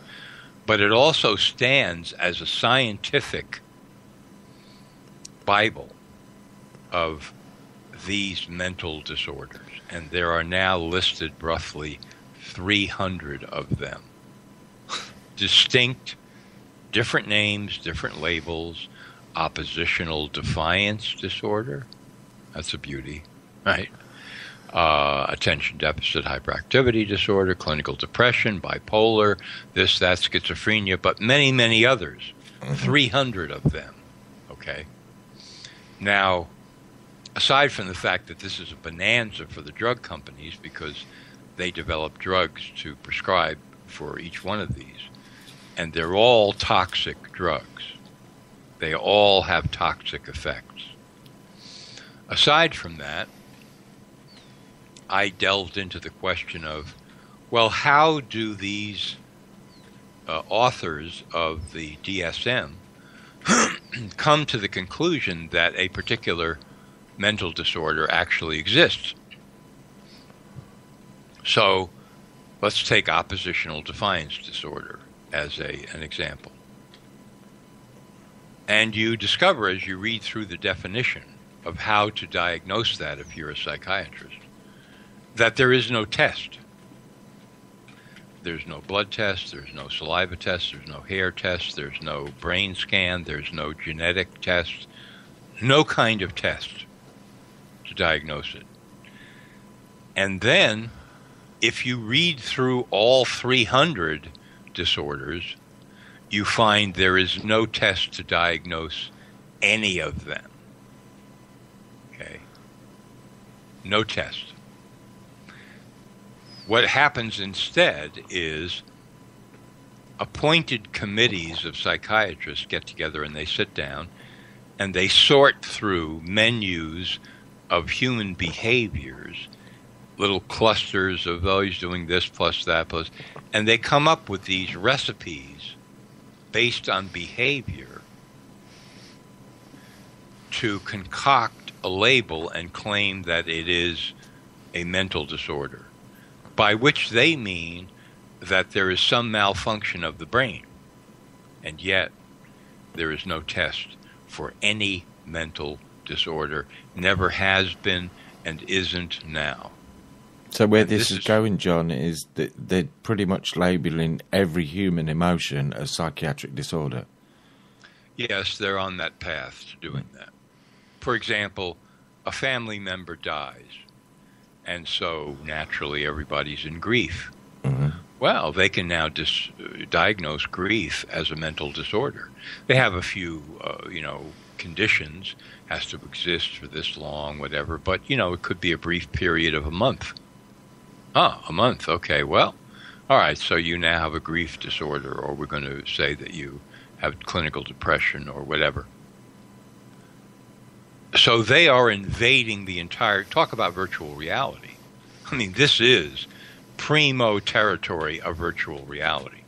They are invading the whole arena of human experience and carving it up and chopping it up any other way that they want to in the area of emotions and responses and attitudes and what you say and what you do, behavior. And they are building these little mounds of clusters of behaviors and putting labels on them and calling them mental disorders with names. So a very well-known psychiatrist recently who retired from the profession and was involved with a major psychiatric publication came out and said, the whole theory of mental disorders that we've been told is the bottom line, which is a chemical imbalance in the brain. He said that's an urban myth. Mm-hmm. No imbalances have actually been discovered. And he went on to try to justify why that was okay, right? But in fact, he just torpedoed the entire profession of psychiatry because it's all based on this idea that's been promoted that for any mental disorder, something's happening in the brain, you see, that's imbalanced chemically, and the drugs restore the balance. Oh, yeah, it makes perfect sense. But this is all pseudoscience. It has nothing to do with reality. It's all total bullshit, right? Because the psychiatrists and the researchers, first of all, have never established what a normal chemical baseline of activity would be for the brain. They never did. They never have. It doesn't exist. But meanwhile, they feel quite comfortable saying, well, to a patient, for example, well, Mrs. McGillicuddy, the reason that your son has clinical depression, in case you're interested, let me just explain this. It's a chemical imbalance in the brain. Oh, I see, doctor. Okay, well, all right, what am I going to do? What can I do about it? Well, you can give him this drug. And then you come back to me in 6 weeks and we'll reevaluate and see whether the dose is good or whether we should, in fact, give him a different drug and whatever. 6 weeks later, the kid is absolutely manic, running around the room, hitting the walls, screaming, laughing, whatever. And the doctor says, well, actually, I'm prepared to make a new diagnosis here. It's bipolar. Manic depression, and your son has been in a manic state. Oh, my God, Mrs. McGillicuddy says. Well, with all due respect, doctor, could this behavior that just recently emerged in my son have anything to do with the drug that you prescribed for depression 6 weeks ago? Absolutely not. No connection whatsoever. This is a new mental disorder that's recently now surfacing, And now I have to prescribe a new drug for your son, lithium, valproate, whatever, which have even heavier adverse effects, damaging effects, than the antidepressant, right? So this is the game, of course, right?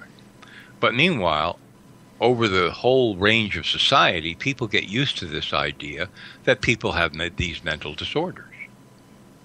Not that they're weird or crazy or behaving strangely, or they're suffering because they don't have enough food, or because they're being abused at home, or because the cops beat them up, or because the teacher in school doesn't know what the teacher is doing, and the kid is very anxious and upset about the fact that he can't learn anything because the teacher doesn't know what to do, or the class is too big, or there are kids in the class that are causing disturbances all the time, and the whole classroom is a shambles, or the kid has been poisoned by an environmental chemical, or there's lead in the water pipes that go into the apartment complex. All of these real things that happen to people. Or the kid is eating junk food for 5 years and has severe malnutrition and his immune system is just falling apart, et cetera, et cetera, et cetera. All of these real things, No. It's a mental disorder. And so people are now being tuned up to believe in all of this bullshit as science, and that they should be seeing psychiatrists and doctors and so forth to get diagnosed, because this is really what's wrong. And that the drugs will fix it, when the drugs, in fact, don't fix it. And in fact, the antidepressants like Prozac, Zoloft, Paxil, they have a variety of different names in different countries, push people over the edge into committing suicide and murder. And I documented a number of cases of this in the U.S. where this actually occurred and this actually happened.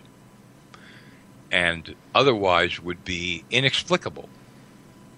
Kid one day gets a hold of a gun and walks into a classroom and shoots it up, or goes home and kills his parents out of nowhere. And then everybody comes in and says, oh, this and that and the other thing. And then what's the final bottom line? The kid was suffering from the undiagnosed mental illness, which reinforces the whole idea of psychiatry and how we need better diagnosis, et cetera, when in fact it was a psychiatric drug in the first place that caused him to commit murder. That's a pretty neat trick when you think about it, how that was all arranged, right? And then we have Obama saying in the wake of the Sandy Hook school shooting event in Connecticut a few years ago that we have to establish community mental health clinics across the country in order to prevent this thing from happening, right? Well, what happens in those mental health clinics? Kids get diagnosed with mental disorders and they're given the same drugs that cause them to go out and kill people. Mm-hmm. I call this a Johnny Appleseed operation.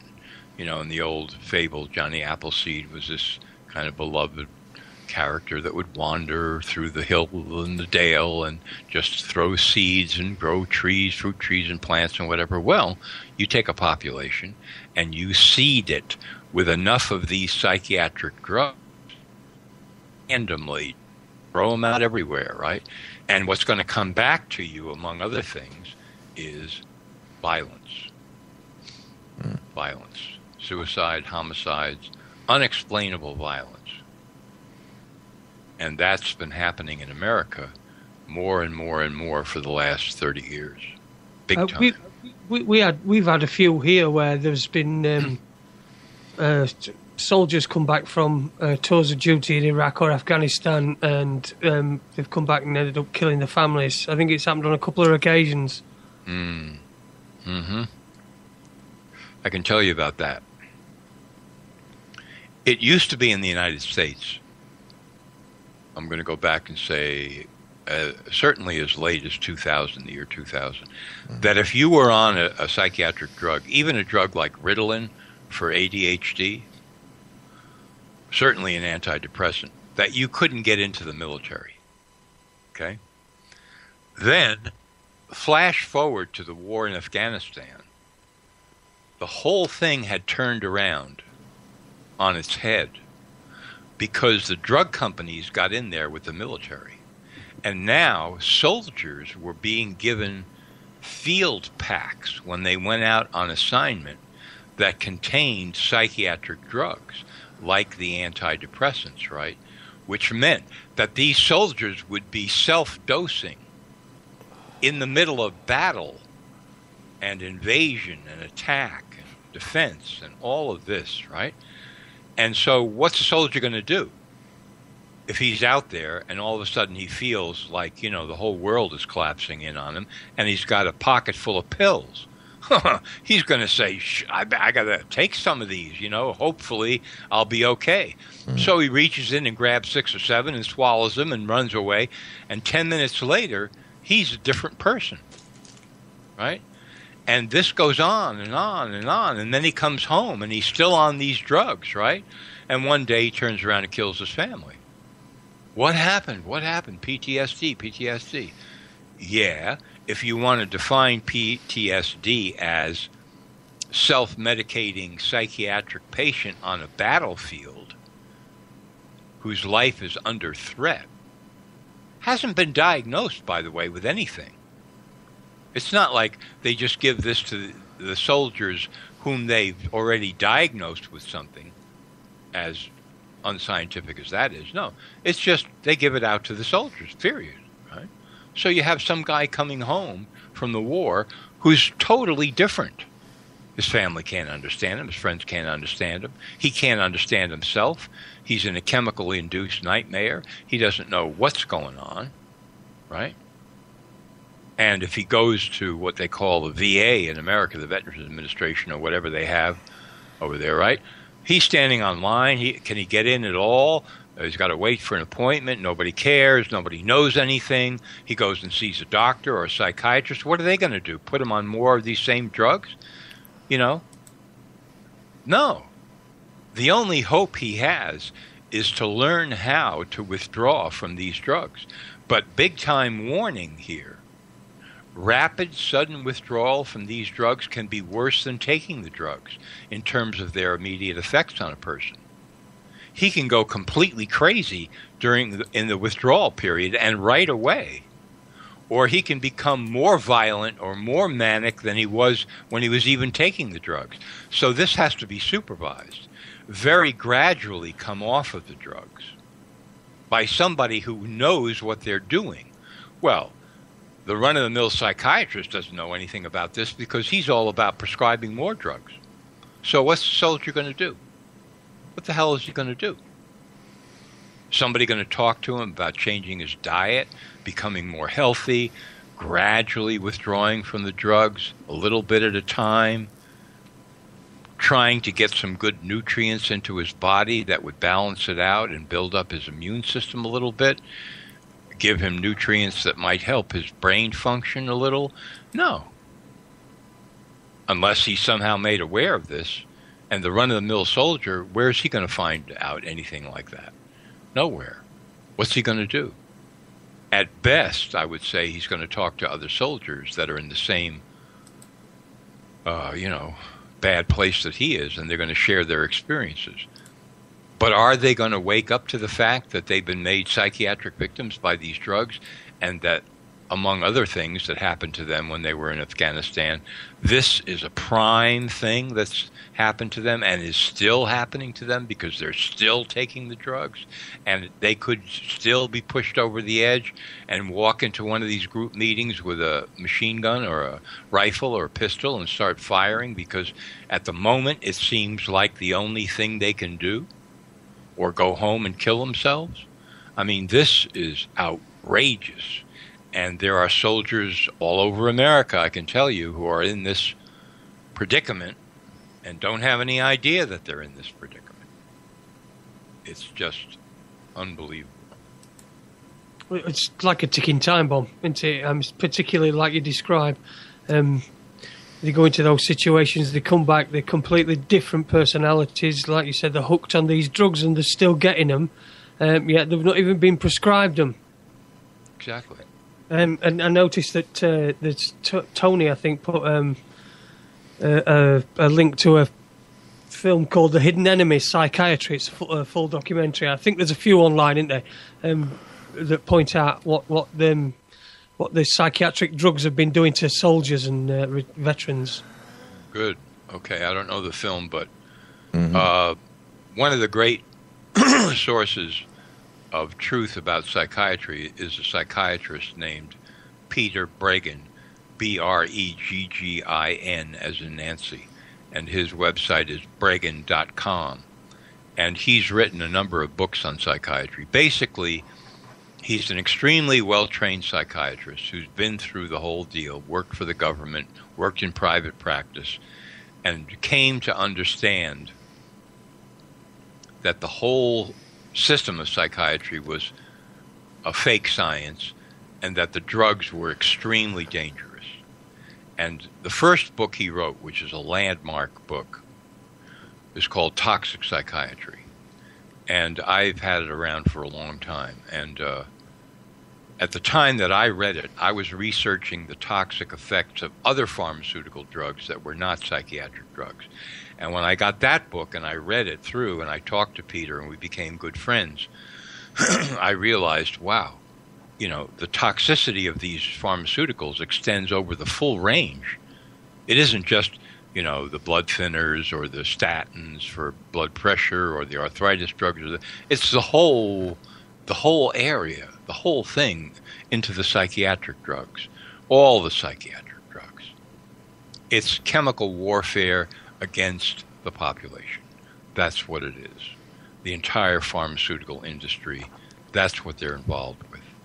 And you go to somebody's house or to a nursing home where there's somebody who's like 75, 80 years old who's been diagnosed with, you know, different ailments, and you go into their room and you look on the night table, and you're going to see 5, 10, 15, 20 bottles of pills that they're taking, right?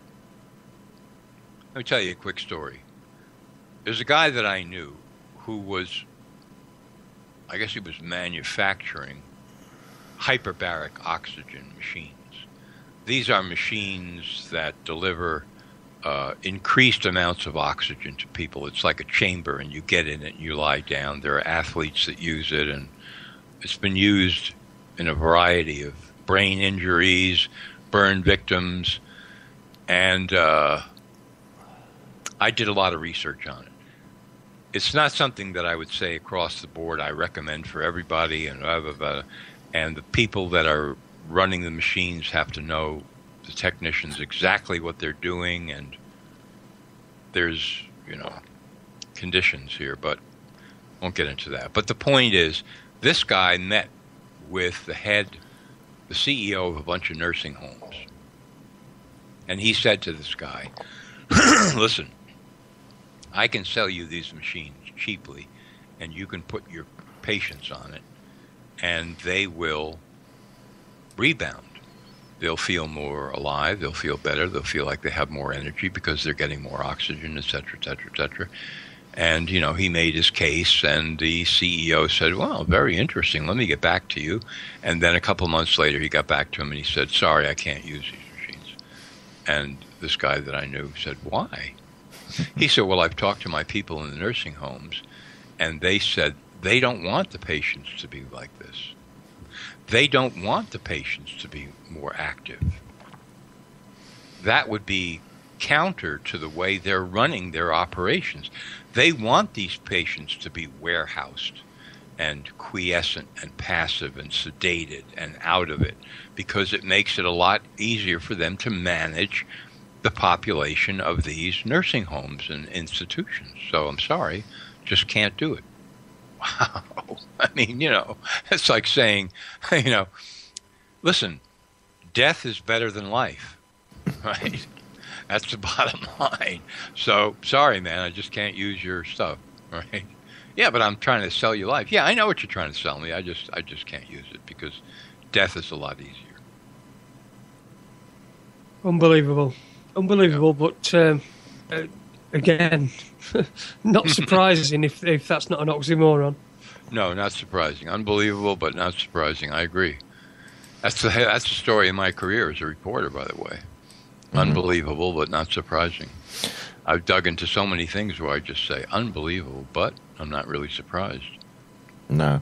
I know you mentioned the DSM a while back, John, and Joan in the chat room, who I know worked in the healthcare profession, she did point out that one of the original authors or contributors to the first DSM regretted ever having anything to do with it.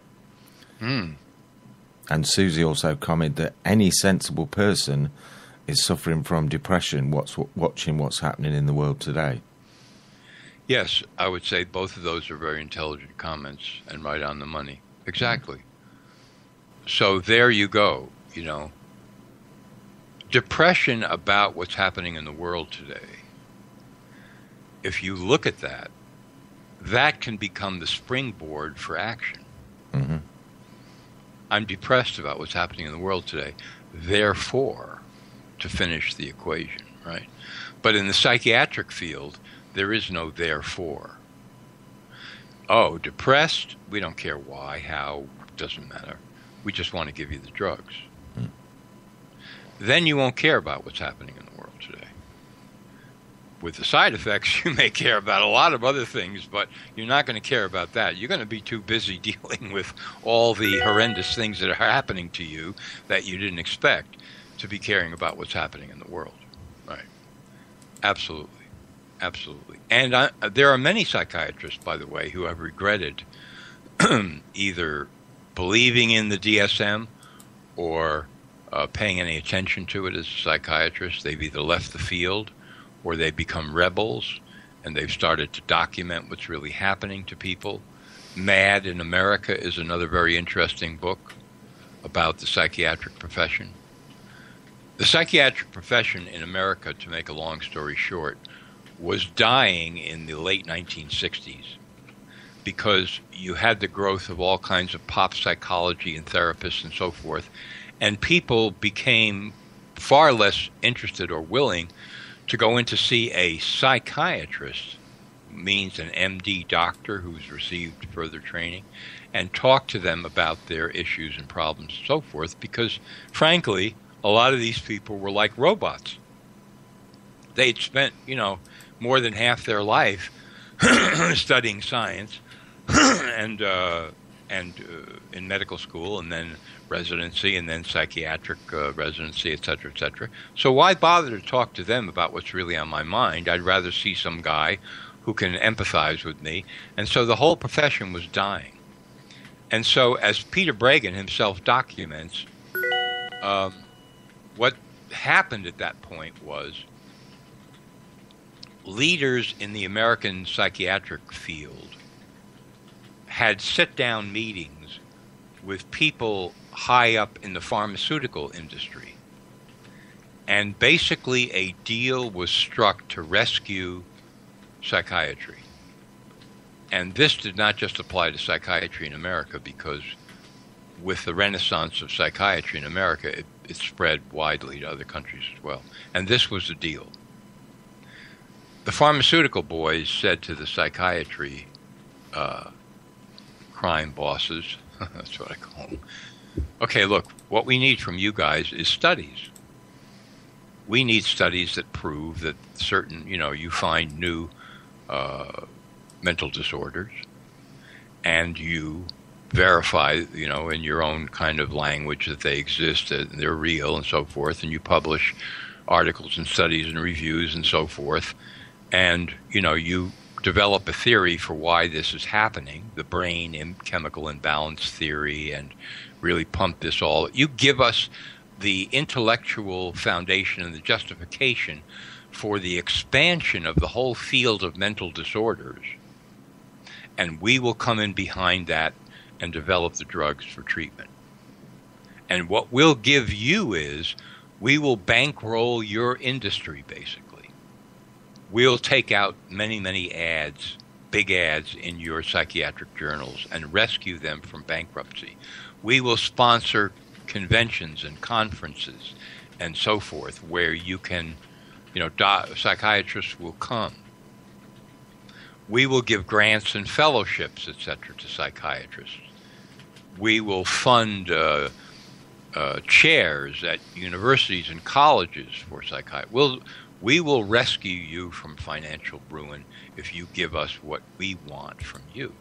And that was the deal, and that signaled the rescue of psychiatry around 1970, and the fantastic rapid expansion of psychiatry to the point where so-called talk therapy rapidly began to take a back seat to the whole idea of patient comes into the psychiatrist's office, short conversation, blah, blah, blah, blah, diagnosis, he's got this, here's a prescription, thank you very much, come back in 6 weeks, we'll talk again. That's modern therapy. That's the vast majority of modern psychiatric, quote, therapy. So that's what happened. That's how the profession was saved from destruction. It was a deal with the pharmaceutical companies. That's what happened. And that's why you see this incredible insanity called psychiatry spreading around the world today. And of course, it's a political weapon now, because more and more issues are creeping in at the edges of psychiatry. Okay, so this guy has, what is it, an anti-government attitude? Okay, so how that? Oppositional defiance disorder, yeah, but, we need more. So let's work up a list of behaviors, thought patterns, where we can kind of nail this and we can create a label for it that won't look too ridiculous, so that, if necessary, we can put this guy in a 72-hour hold in an institution, and we can diagnose him, we can drug him, we can do all kinds of things to him, and then, we could maybe turn him around in 72 hours. We could make his life change. This will be a shock to the system, right? Somebody who's, highly critical in a way that, we think is destructive to the structure of the state, to the structure of the plan, to the structure of the machine that is taking over psychiatry. I will not be at all surprised. In fact, I'll predict that at some point you're going to see this kind of thing. A mental disorder based on an irrational fear of machines. Okay? Talk about transhumanism, you see. Mm. Well, certainly a lot of people have some reluctance about machines, but that's basically because they don't know how to operate them. And when they learn how to use them, then that goes away. But there are cases of people that have an irrational fear of these machines and actually may border on, we don't know, they could take destructive action, or they could try to convince other people that machines are bad. This would be a symptom because, of course, machine is neutral. It can be used in any number of ways. So this would be a mental disorder. And we can diagnose this. If a person, here's a list of 5 behaviors. Now, if a person shows any 3 of these over the course of 3 months, then that would indicate that he has this mental disorder called whatever we make up that means fear of machines, right? And then we can give him a drug. Well, what kind of drug would we give him?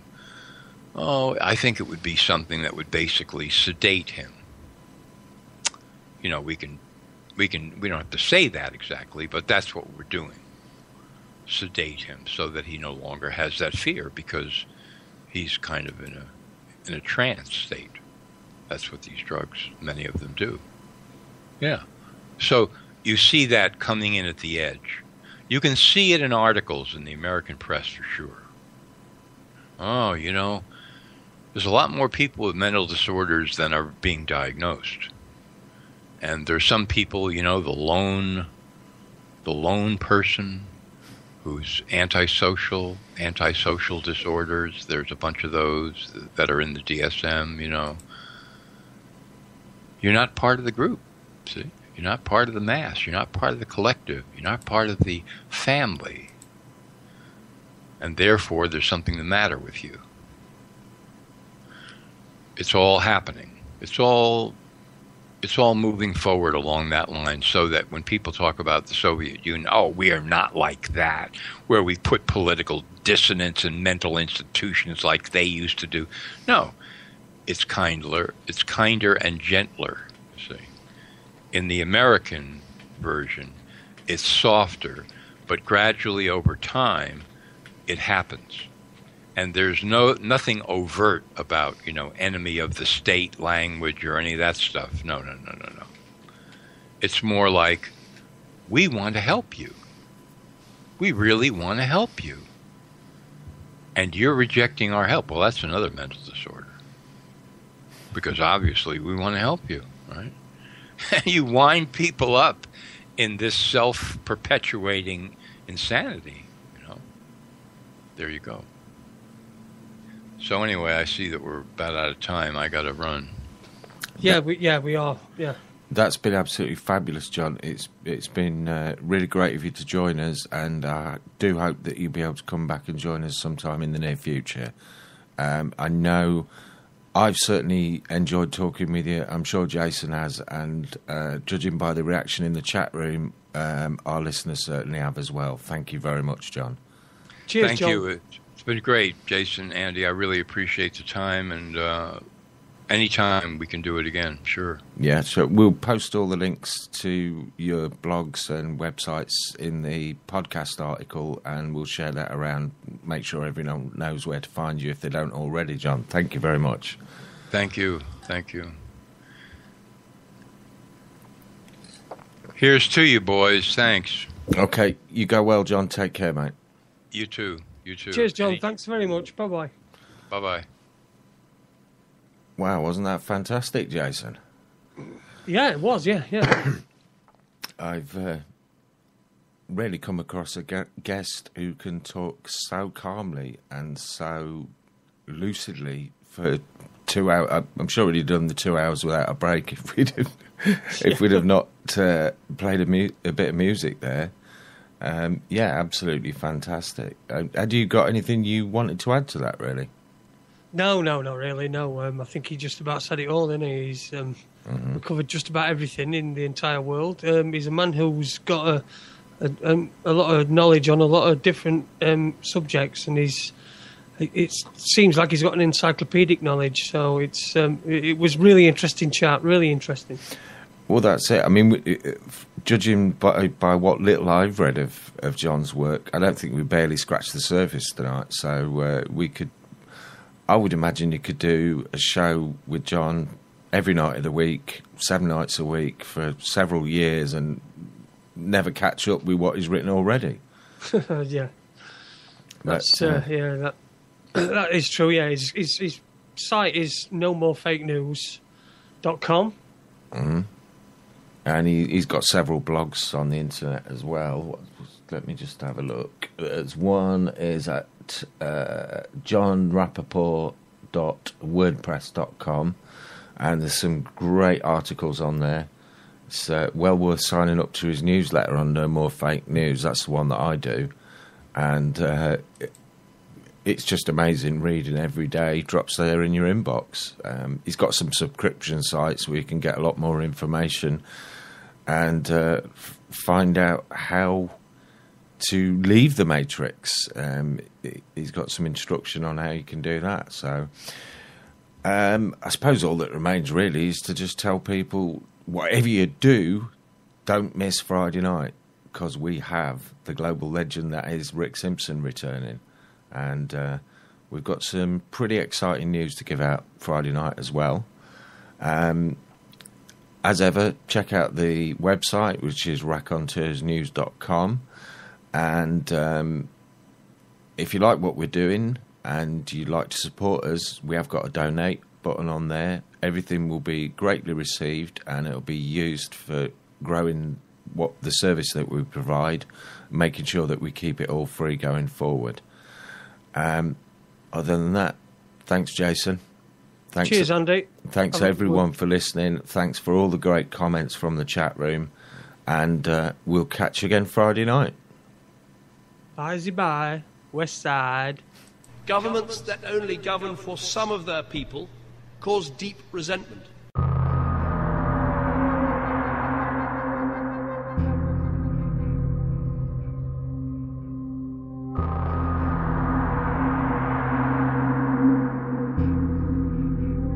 Governments that only govern for some of their people cause deep resentment.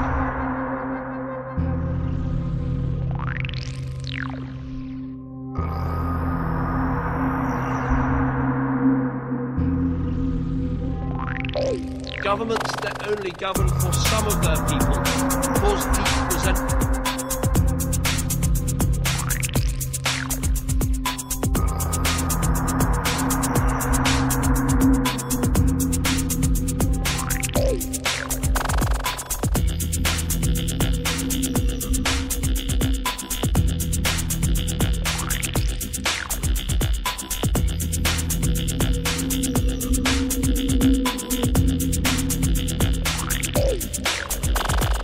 Facing an evil against which the whole of the world should unite.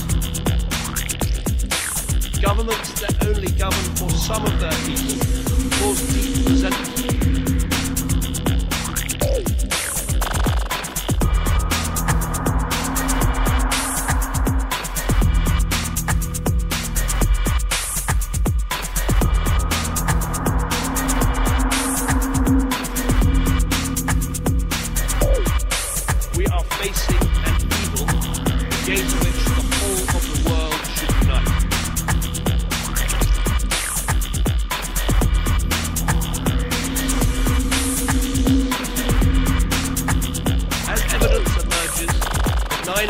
Was a Jewish plot. That 9/11 was a Jewish plot. We are facing an evil against which the whole of the world should unite.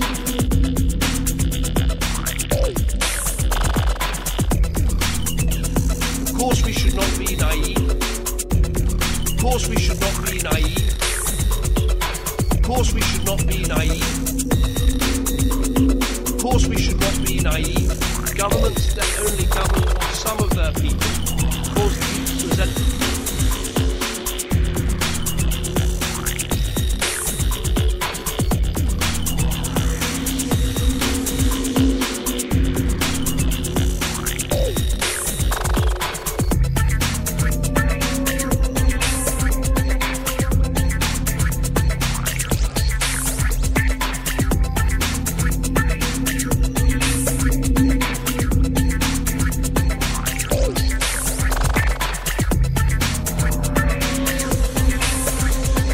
This is not compatible with free speech and intellectual inquiry.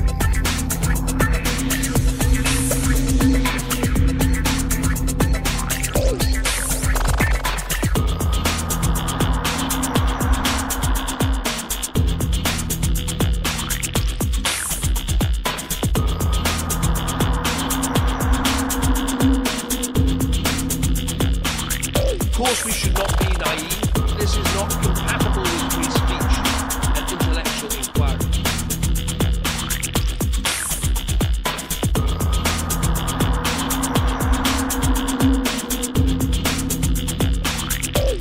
Of course we should not be naive. This is not compatible with free speech and intellectual inquiry.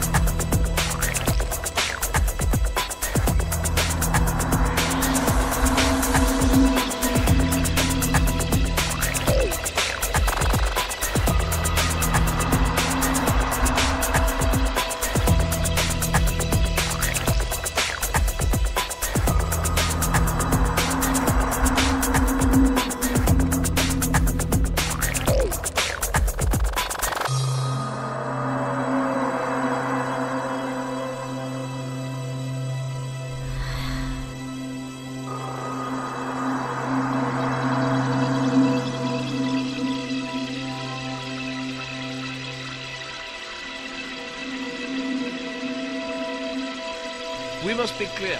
Muslims are persecuted all over the world as a deliberate act of Western policy. We must be clear. Muslims are persecuted all over the world as a deliberate act of Western policy. We must be clear. Muslims are persecuted all over the world as a deliberate act of Western policy. We must be clear. Muslims are persecuted all over the world as a deliberate act of Western policy.